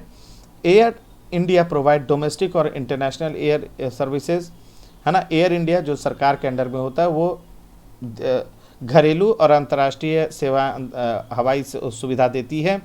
पवन हंस हेलीकॉप्टर लिमिटेड है जो प्रोवाइड करती है हेलीकॉप्टर सर्विसेज, किसको? ऑयल और नेचुरल गैस कॉरपोरेशन को, ताकि वो सर्च ऑपरेशंस कर सकें इन एक्सेसिबल एरिया में या डिफ़िकल्ट पहाड़ी रीजन टेरियंस पर, जहाँ पहाड़ी या जो अनइवन सर्फेसेस हैं, जैसे नॉर्थ ईस्टर्न स्टेट्स के या इंटीरियर पार्ट है जम्मू कश्मीर का, हिमाचल का, उत्तराखंड का, जो इतना आसानी से एक्सेसिबल नहीं है, उनको हवाई मार्ग से पवन हंस हेलीकॉप्टर सेवाएं प्रदान करता है, ताकि नेचुरल गैस, ऑयल और नेचुरल गैस का पता किया जा सके, है ना। ऑफशोर ऑपरेशंस होता है, इस हवा की तरफ, हवा में हो करके आप मैपिंग करते हो, कोशिश करते हो कि नीचे कहाँ ऑयल मौजूद है, ऑयल पॉकेट्स हैं, है ना। तो डिफ़िकल्ट लोकेशंस पर आप एयर ट्रांसपोर्ट, तो उदाहरण यहाँ पवन हंस हेलीकॉप्टर का था, आप इस्तेमाल करके प्राप्त करते हो, अपना ऑब्जेक्टिव पूरा करते हो। देख रहे हो ना, पवन हंस हेलीकॉप्टर है, हेलीकॉप्टर सर्विस प्रोवाइड करता है ताकि ऑयल और नेचुरल गैस कॉरपोरेशन को, और ऑफशोर ऑपरेशंस के लिए, ताकि पता करें और कहाँ कहाँ ऑयल है ना। ऐसे एरिया जहाँ पे आप नहीं जा सकते या समय लगेगा या बहुत मुश्किल होगा, ऐसे पहाड़ी पथरीली जो एरिया से जहाँ पहुँच पाना थोड़ा डिफ़िकल्ट होता है, अनइवन सर्फेसेस होती है, जैसे नॉर्थ ईस्टर्न में देखते हैं, अंदरूनी भाग जम्मू कश्मीर का, हिमाचल का, उत्तराखंड का, तो यहाँ पे पवन हंस अपना सेवा देता है। चलो, air travel is not within the reach of the common people, it is only in the north eastern state that special provisions are made to extend the services to the common people. देखो, air travel जो है अभी भी सामान्य लोगों के लिए, मतलब जो मध्यम वर्ग है उनके लिए नहीं है, मतलब चूँकि पैसा अच्छा खासा लगता है, लेकिन सिर्फ नॉर्थ ईस्टर्न स्टेट वालों के लिए थोड़ा स्पेशल प्रोविज़न किया गया है, जिससे कि कॉमन वहाँ के जो मध्यम वर्ग है ना, या सामान्य लोग हैं, वो इसका लाभ उठा सके, इस्तेमाल कर सके। अब वो किस तरह का, कई तरह का प्रोविज़न हो सकता है, टिकट सब्सिडाइज्ड हो या बहुत फ्रीक्वेंटली वहाँ चलते हों, वहाँ पे एयर ट्रांसपोर्ट चलते हों, है ना, या गवर्नमेंट के द्वारा लोगों के बेनिफिट के लिए वहाँ पर, तो कुछ ना कुछ वहाँ के लोगों के लिए उन लोग भारत सरकार व्यवस्था रखी है। Communication, ever since humans appeared on the earth, they have used different means of communication, but the pace of change has been rapid in the modern times. Long distance communication is far easier without physical movement of the communicator or receiver. देखो, जब से human इस पृथ्वी पर आया है, वो किसी न किसी तरीके से एक दूसरे से कम्युनिकेशन यानी संपर्क साधता था। जैसे जैसे आपका चेंज, बदलाव की जिस गति से बदलाव हुआ है वो मॉडर्न टाइम्स में, है ना, उसमें अब हम देखते हैं कि लंबी दूरी का जो अगर किसी से संपर्क रखना है संवाद करना है, तो अब वो आसान हो गया है, क्योंकि इसमें फिजिकल मूवमेंट कुछ नहीं, किसी को इधर से उधर नहीं जाना है, ना ही कम्युनिकेटर को, ना ही रिसीवर को, जिसको बोलना है या जिसको प्राप्त करना है ना, जिस तक संदेश भेजना है, दोनों को आसपास आने की ज़रूरत नहीं है, ना मूव करने की ज़रूरत है। यानी बहुत तरीके हैं, हो गए हैं, अब अपनी सूचना को आप इधर एक जगह से दूसरे जगह भेज सकते हैं। Personal communication and mass communication including, देखो पर्सनल कम्युनिकेशन और मास कम्युनिकेशन क्या होता है उसका उदाहरण देखिए, टेलीविज़न है, रेडियो है, प्रेस है, फिल्म्स है, और भी चीज़ें हैं, ये मेजर मीन्स ऑफ कम्युनिकेशन है कंट्री में, जिससे सूचनाएं एक जगह से दूसरे जगह आदान प्रदान होता है। इंडिया में पोस्टल नेटवर्क भी इसी तरह से लार्जेस्ट आपका है। इंडियन पोस्टल नेटवर्क लार्जेस्ट है पूरे दुनिया भर में, है ना, जो चिट्ठियां भेजते हैं ना। It handles parcel as well as the personal retail communication, यानी इंडियन पोस्टल नेटवर्क जो है, पोस्टल सिस्टम जो है, वो पार्सल्स भी, यानी जो आप पार्सल बना करके, गिफ्ट बना करके, या आप उसको भेजते हो, किसी को सामान भेजना है तो आप पोस्ट ऑफिस के माध्यम से भेजते हो। साथ में पर्सनल रिटर्न लेटर्स है, उसको भी वो भेजते हैं एक जगह से दूसरे जगह। आप इंडियन पोस्टल सर्विस के माध्यम से उसका इस्तेमाल करते हो। कार्ड्स है, कार्ड्स एंड इन्वेलप्स है, वो कंसीडर किए जाते हैं फर्स्ट क्लास मेल। देखो, कार्ड्स और इन्वेलप्स को कंसीडर किया जाता है फर्स्ट क्लास मेल, और एयरलिफ्ट किया जाता है between stations covering both land और एयर, यानी लैंड और एयर के माध्यम से आपको स्टेशंस को कवर किया जाता है, एयरलिफ्ट किया जाता है, रेलवे के माध्यम से भेजा जा सकता है ना। तो कार्ड और इन्वेलप जो है फर्स्ट क्लास मेल होता है, जिन्हें हम हवाई मार्ग से भी एक जगह से दूसरे जगह भेज सकते हैं, और ये कवर करता है लैंड और एयर दोनों, है ना, यानी दोनों तरीक़ों से भेजा जा सकता है ना। तो ये फर्स्ट क्लास मेल क्या है आपका, कार्ड और इन्वेलप्स, ध्यान रखना।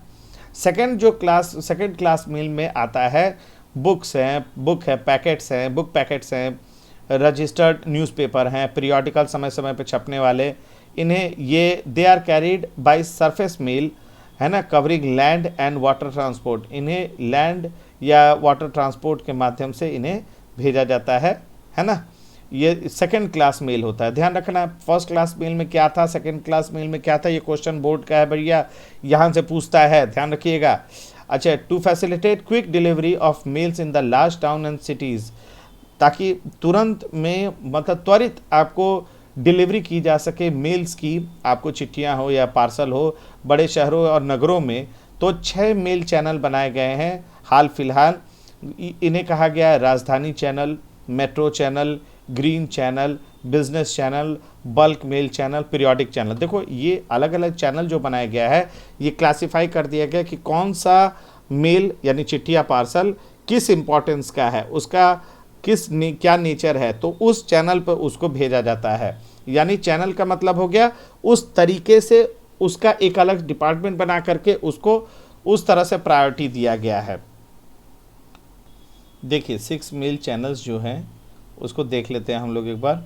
तो यहाँ पे इंडियन जो मेल चैनल था, याद रखिएगा फर्स्ट क्लास मेल में आपका आया पोस्ट कार्ड और इनवेलप जो आप लिखते हैं उसको एयरलिफ्ट किया जाता है बिटवीन स्टेशन, ये ध्यान रखना, ये क्वेश्चन आता है। सेकंड क्लास मेल जो है ये इसमें पैकेजेस और बुक है, न्यूज़पेपर, मैगजीन्स है, पीरियोडिकल है, ये ना, ये इसे लैंड और वाटर के द्वारा आपको भेजा जाता है, ठीक है, सेकंड क्लास मेल है। 6 मेल चैनल्स हैं जिसका नाम हम लोगों ने पढ़ा। चलिए पर्टिकुलर चैनल को समझ लेते हैं। सबसे पहला है राजधानी चैनल। तो Rajdhani channel yellow colour mail boxes होते हैं, ध्यान रखना इनके जो मेल बॉक्सेस होंगे येलो इन कलर होंगे। ये पोस्ट ऑफिस में इंस्टॉल होते हैं, जनरली दिखते नहीं लेकिन क्लासिफाई किया गया है। अच्छा, इनका ऑब्जेक्टिव क्या है, देखो हर चैनल का ऑब्जेक्टिव क्या क्या है। It carries mail from Delhi to 6 state capitals, है ना। Rajdhani channel is the fast communication for people in different cities, unlike the green channel it is the fastest way of mail। तो ये क्या करता है, ये मेल कैरी कर, राजधानी चैनल क्या करता है, मेल कैरी करता है दिल्ली से 6 राज्यों के कैपिटल्स को। ये बताओ उस कैपिटल को ही वो मेल होना चाहिए, तब दिल्ली से वो वहाँ को आपको स्टेट कैपिटल को जाएगा, याद रखिएगा। ये फास्टेस्ट कम्युनिकेशन है, लोगों के लिए ये सुविधा दी गई है अलग अलग शहरों के, है ना, कि ये ग्रीन चैनल के मुकाबले ये आपको राजधानी चैनल बनाया गया है जिसमें कि आपको तुरंत आपको मेल भेजा जा सकता है। तो इसमें इम्पॉर्टेंट क्या है कि yellow colour box coloured mail boxes होंगी, पहला। दूसरा, यहाँ से मेल कैरी होगा आपको दिल्ली से, कहाँ चला गया हाँ, दिल्ली से ये कैरी होगा टू 6 स्टेट कैपिटल्स को ये जाएगा, ध्यान रखिएगा, ठीक है ना। तो आपको राजधानी के लिए आपको होना चाहिए। मेट्रो चैनल देखो, मेट्रो चैनल क्या होगा, ब्लू कलर मेल बॉक्सेस होंगी पोस्ट ऑफिस में, मेल बॉक्स का कलर अगर ब्लू है तो वो मेट्रो चैनल है ना। It provide inter metro rail transfer, metro mail transfer. Example देखो, तो इंटर मेट्रो यानी एक मेट्रो सिटी से दूसरे मेट्रो सिटी को अगर हमको कोई चिट्ठी भेजना है या पार्सल भेजना है तो हम इस मेट्रो चैनल का इस्तेमाल करते हैं, ध्यान रखिएगा, है ना। मेट्रो चैनल क्या है? इंटर मेट्रो मेल ट्रांसफ़र होता है, जैसे बेंगलोर, दिल्ली, मुंबई एक्सेट्रा है। तो ये आपको क्या कहता है कि metro channel is personal means of communication. Metro channel communication for people in different cities. This is person to person post for privacy. और कुछ इंपॉर्टेंट नहीं, ये बस याद रखना है, इंटर मेट्रो मेल ट्रांसफ़र यानी एक मेट्रो सिटी से दूसरे मेट्रो सिटी। ग्रीन चैनल क्या है? यहाँ पे ग्रीन कलर मेल बॉक्सेस दिखेंगी आपको अगर पोस्ट ऑफिस में, तो वो ग्रीन कलर मेल बॉक्सेस हैं, है ना। इसका ऑब्जेक्टिव है कि the letter placed in them are intended for local delivery in the same city और नियर बाई, यानी लोकल आपको डिलीवरी होगा उसी शहर में, उसी क्षेत्र में, है ना। तो इसको ग्रीन चैनल बोला जाता है, ठीक है। फिर बिजनेस चैनल क्या है? ये फिजिकली मेल है, that is commercial in nature, means it is mainly used in business purpose के लिए अगर कुछ आप भेज रहे हैं, है ना, तो वो आपका बिजनेस चैनल के तहत आएगा। इसका कोई अलग से कलर मेल बॉक्स नहीं होगा, ठीक है। इसको अलग इसलिए क्या किया है क्योंकि वो बिजनेस का है, तो वो अन्य चीज़ों, अन्य जो मेल है उसके साथ मिक्सअप ना हो, इसीलिए इसको अलग रखा गया है। पीरियोडिक चैनल क्या है? इसमें क्या है कि देखो, पीरियोडिक मेल में न्यूज़पेपर है, मैगज़ीन है, ये पीरियोडिकल पब्लिकेशन है जो समय समय पर पब्लिश होते हैं। न्यूज़पेपर डेली, मैगज़ीन साप्ताहिक हो सकता है, मंथली हो सकता है, पीरियोडिकली साप्ताहिक या मंथली हो सकता है ना। तो ये पीरियोडिक चैनल है। इसको बनाया गया, इसका प्राइमरी पर्पस था कि to convey information to the established life of subscriber और एप्लीकेंट्स, यानी समय पर जो पहुंचाना है ना सब्सक्राइबर तक, उसके लिए इस चैनल का इस्तेमाल होता है।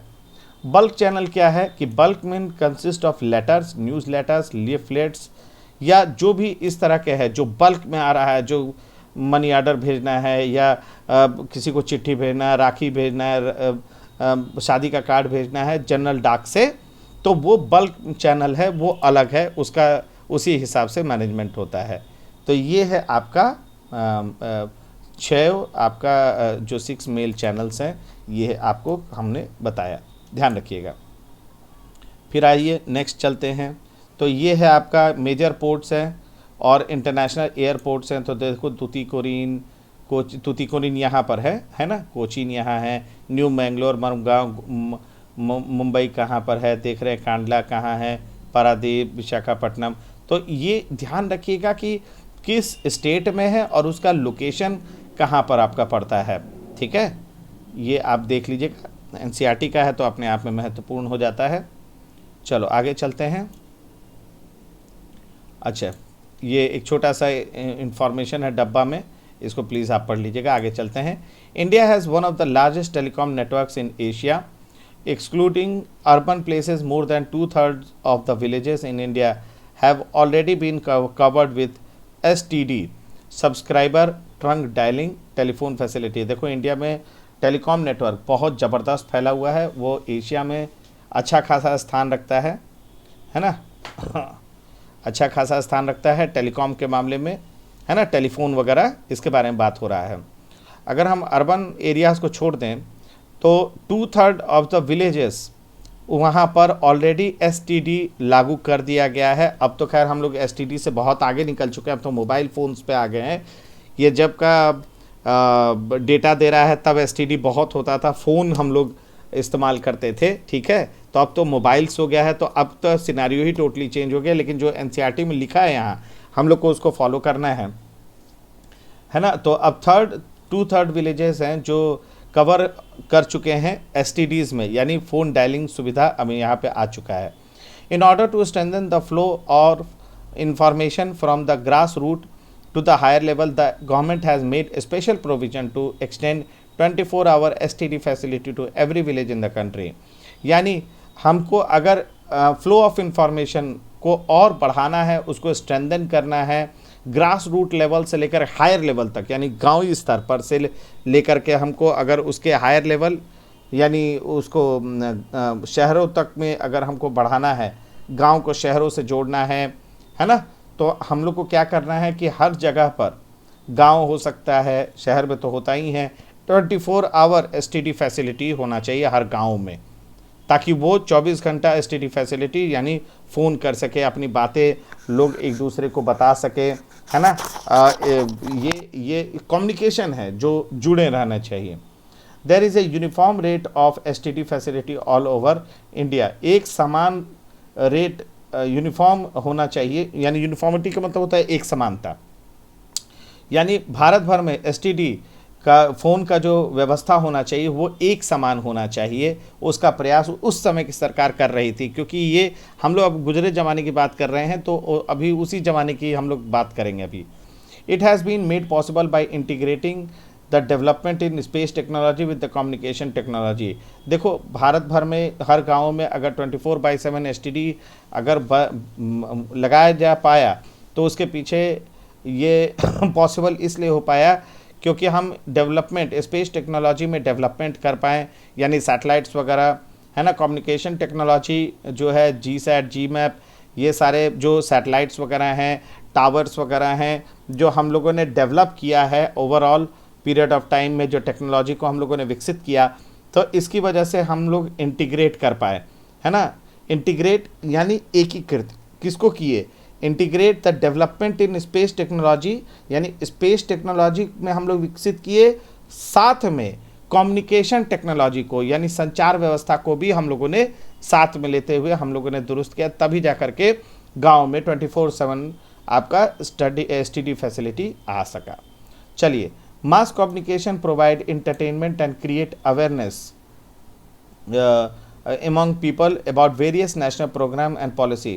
मास कम्युनिकेशन जो है वो न सिर्फ आपको मनोरंजन करता है, बल्कि साथ में अवेयरनेस भी लाता है, यानी जागरूक भी करता है। आपको किस बारे में जागरूक करता है, नेशनल प्रोग्राम या पॉलिसी जो सरकार आपके वेलफेयर के लिए लाती है, उसके भी बारे में आपको जानकारी होता है मास कम्युनिकेशन के थ्रू।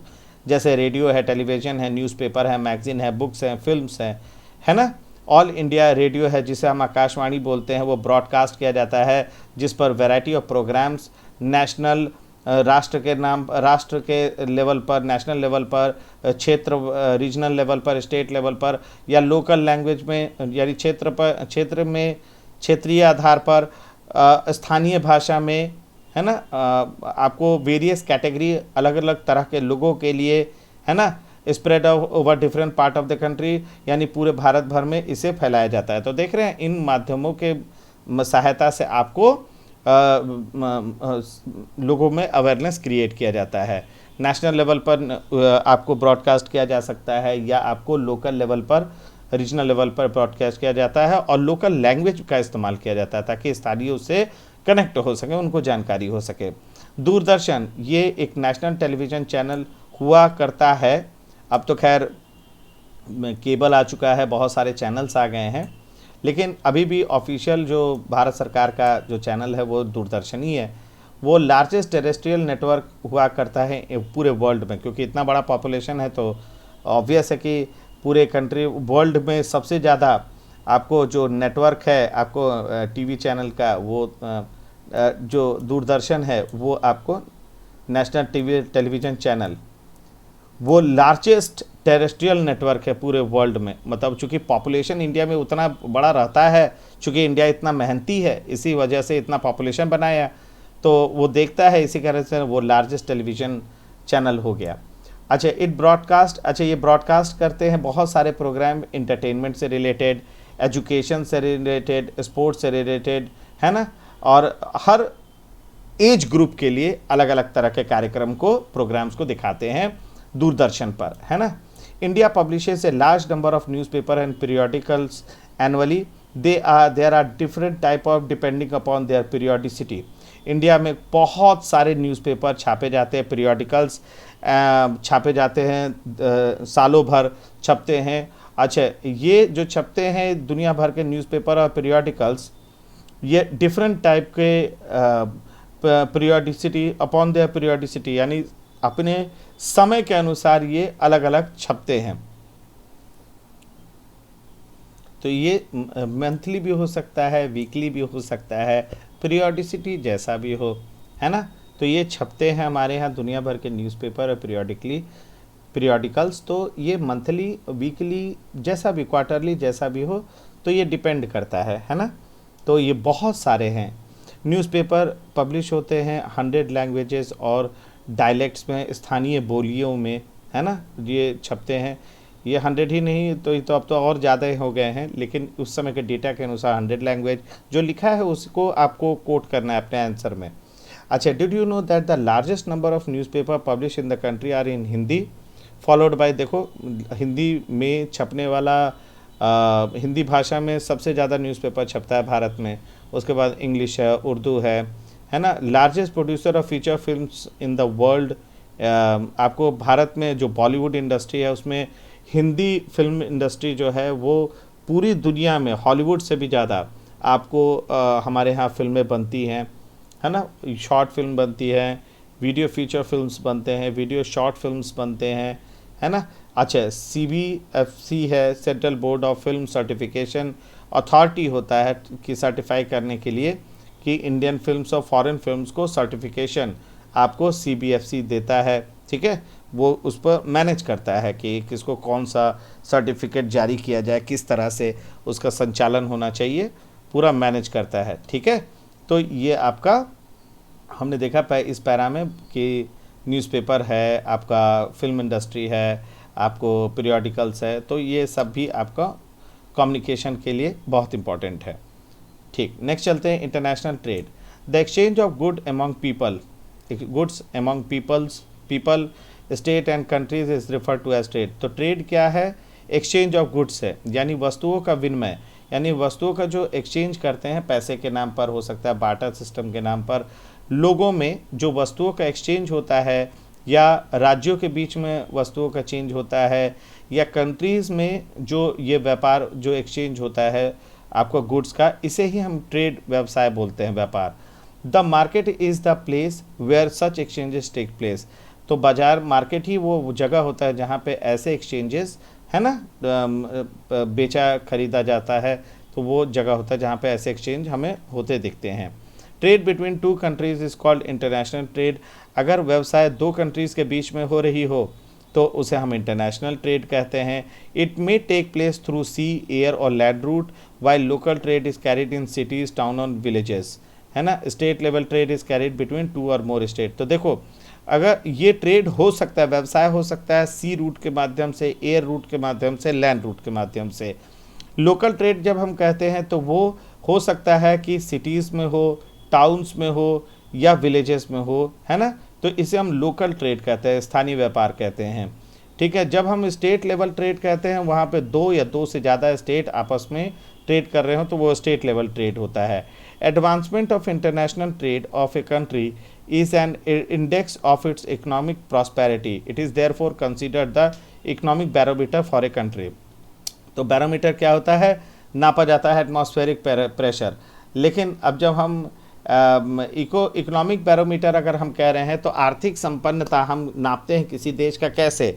जब वहाँ पर इंटरनेशनल ट्रेड का एडवांसमेंट होता है। अगर इंटरनेशनल ट्रेड जैसे जैसे बढ़ेगा किसी देश में, वहाँ पर आर्थिक संपन्नता आएगी।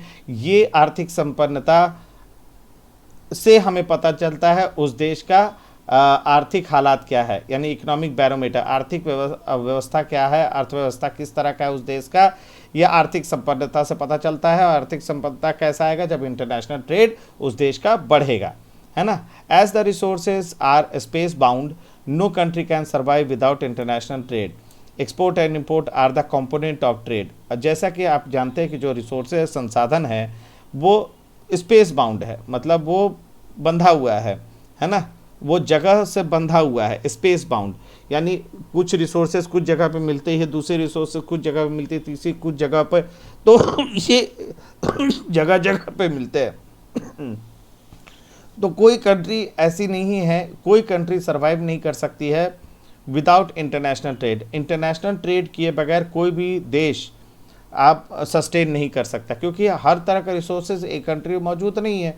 तो वहाँ पे इंपोर्ट या एक्सपोर्ट उनको ट्रेड को बनाए रखने के लिए उनको ज़रूरी होगा। तो इसीलिए ट्रेड के लिए बोला जाता है कि इम्पॉर्टेंट कंपोनेंट जो हिस्सा होता है वो एक्सपोर्ट और इंपोर्ट होता है। तो balance of trade off a country is the difference between its import and export. किसी भी कंट्री का अगर इकोनॉमिक कंडीशन सही होगा, अगर वह बैलेंस ऑफ ट्रेड होगा।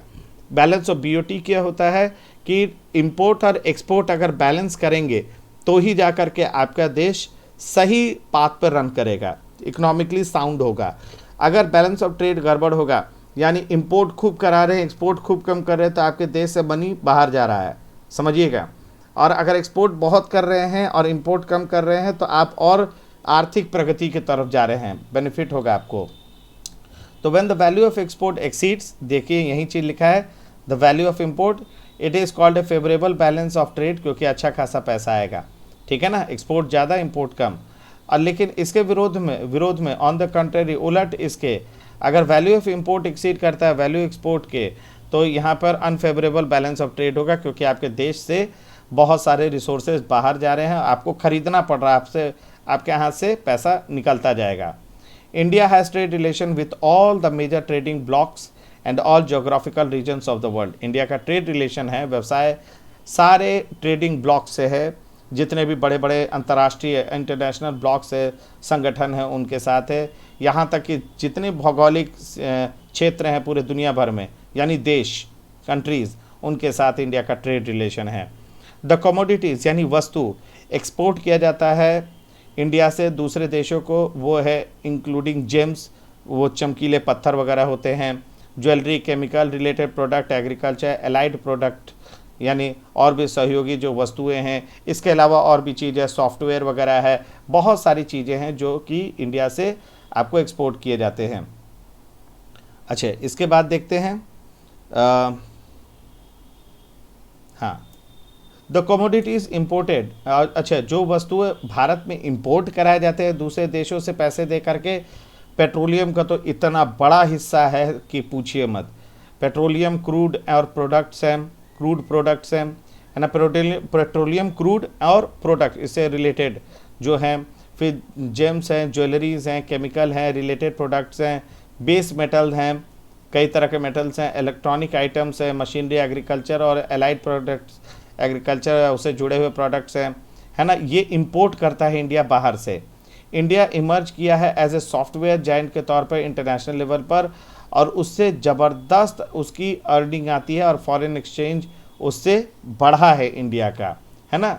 Export of information technology, IT sector में अच्छा बूम करने से और सॉफ्टवेयर को बेचने वगैरह से इंडिया को फॉरेन एक्सचेंज का अच्छा खासा मुनाफा हुआ है। टूरिज़्म एज ए ट्रेड, देखो हमारे यहाँ टूरिज़्म भी बहुत बड़ा इंडस्ट्री है। टूरिज़्म इंडस्ट्री, टूरिज़्म इंडिया में बहुत ज़बरदस्त तौर पे ग्रो किया है। अगर पिछला 30 साल देखें, 15 मिलियन पीपल डायरेक्टली इंगेज्ड हैं आपको टूरिज़्म इंडस्ट्री में। भारत में लोग टूरिज़्म से डायरेक्टली आपको जुड़े हुए हैं, 15 मिलियन लोग जुड़े हुए हैं डायरेक्टली, है ना। जैसे होटल बिजनेस वाले हैं, टूरिस्ट एजेंसी और टूर एजेंसी वाले हैं, है ना, फिर उससे जुड़े हुए ट्रांसपोर्ट वाले हैं, बहुत तरह से लोग आपस में उससे कमाई के लिए टूरिज़्म पर निर्भर करते हैं। टूरिज़्म प्रमोट करता है नेशनल इंटीग्रेशन, यानी राष्ट्र को एक करता है टूरिज़्म, है ना। यहाँ के लोग वहाँ गए घूमने, वहाँ के लोग यहाँ आए घूमने, तो इससे क्या है, कल्चरली माइग्रेट होता है। अच्छा, प्रोवाइड करता है, सपोर्ट करता है लोकल हैंडीक्राफ्ट को, जो लोकल लोग छोटा छोटा चीज़ बनाते रहते हैं, है ना। कुछ चीज़ डिज़ाइनदार बनाया तो उसको लोग ख़रीदते हैं, उसके बारे में लोगों को अवेयरनेस आता है ना। कल्चरली परसूट्स, कल्चरली एक दूसरे को लोग जानने को कोशिश करते हैं। यहाँ गए मनाली तो वहाँ के लोकल पहाड़ी लोगों से मिले, वहाँ के कल्चर को समझा, तो अन्य जगहों पे गए, वहाँ के लोग यहाँ आए, तो ये एक दूसरे को कनेक्ट करता है। अच्छा, ये मदद करता है, टूरिज़्म जो है हमारे को हेल्प करता है in the development of international understandings about our culture and heritage, यानी ये मदद करता है अंतर्राष्ट्रीय तौर पर समझ को विकसित करने में मदद करता है हमारे परंपरा, हमारे विरासत को समझने में, है ना। प्राकृतिक हो सकती है, सांस्कृतिक विरासत हो सकती है ना। अंतर्राष्ट्रीय स्तर पर भी उन लोग समझेंगे। फॉरेस्ट टूरिस्ट भारत आते हैं, है ना। हेरिटेज टूरिज़्म आते हैं तो ताजमहल देखते हैं, काशी विश्वनाथ टेम्पल घूमते हैं, अन्य जगहों पर घूमते हैं, है ना। तो वो देखते हैं, हमारे यहाँ के हेरिटेज को देखते हैं। इको टूरिज़्म यानी हमारे यहाँ के पर्यावरण को घूमने के लिए सुंदरबन जाते हैं, वेस्टर्न घाट घूमने जाएंगे, है ना। तो इको टूरिज़्म है। एडवेंचर टूरिज़्म, ये बहुत सा तरह के स्पोर्ट्स होते हैं एडवेंचर टूरिज़्म के नाम, जैसे स्काई डाइविंग है, जैसे आपको क्लिफ जंपिंग है ना। बहुत तरह के स्पोर्ट्स होते हैं एडवेंचर। फिर कल्चरल टूरिज़्म, तो जैसे मान लीजिए कि ट्राइबल बेल्ट में गए, वहाँ पर संथाल हैं, ओराउंस हैं, बहुत सारे ट्राइबल ग्रुप हैं, तो उनके बीच में रह करके उनको समझने की कोशिश करना।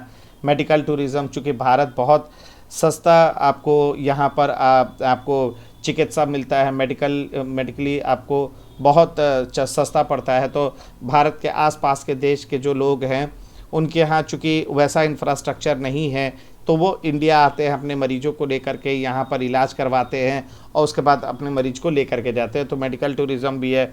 बिज़नेस टूरिज़्म, क्योंकि भारत में हमेशा व्यापार करने के लिए बाहर के लोग, चूँकि एक बहुत बड़ा मार्केट है, ज़बरदस्त पॉपुलेशन है, तो उतना ही कंज्यूम भी करेंगे, है ना। तो मार्केट बहुत बड़ा है, तो बिज़नेस टूरिज़्म भी है, तो निवेश भारत में लेकर के आते हैं, है ना, यहाँ पे इन्वेस्ट करते हैं। तो देखो ये अलग अलग टूरिज़्म है। There is vast potential for development of tourism in all part of the country. बहुत बहुत पोटेंशियल है, क्षमता है भारत के हर हिस्से में कि वहाँ पर टूरिज़्म को बढ़ाया जा सके, है ना, पर्यटन को बढ़ाया जा सके। अच्छा, एफर्ट्स, प्रयास जारी भी है कि being made to promote different types of tourism for this upcoming industry.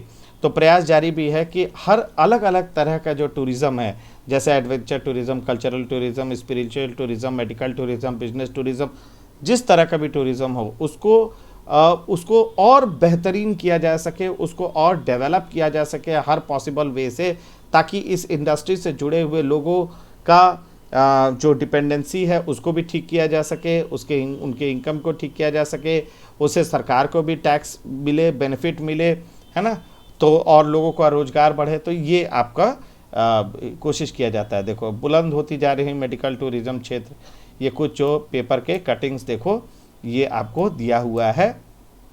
तो ये इस तरह से अब ये चैप्टर कंप्लीट हो गया आपका। अब ये है एनसीईआरटी के क्वेश्चंस वगैरह हैं, है ना, और ये एनसीईआरटी के क्वेश्चंस, तो ये चैप्टर आपका कंप्लीट है। Thanks for watching.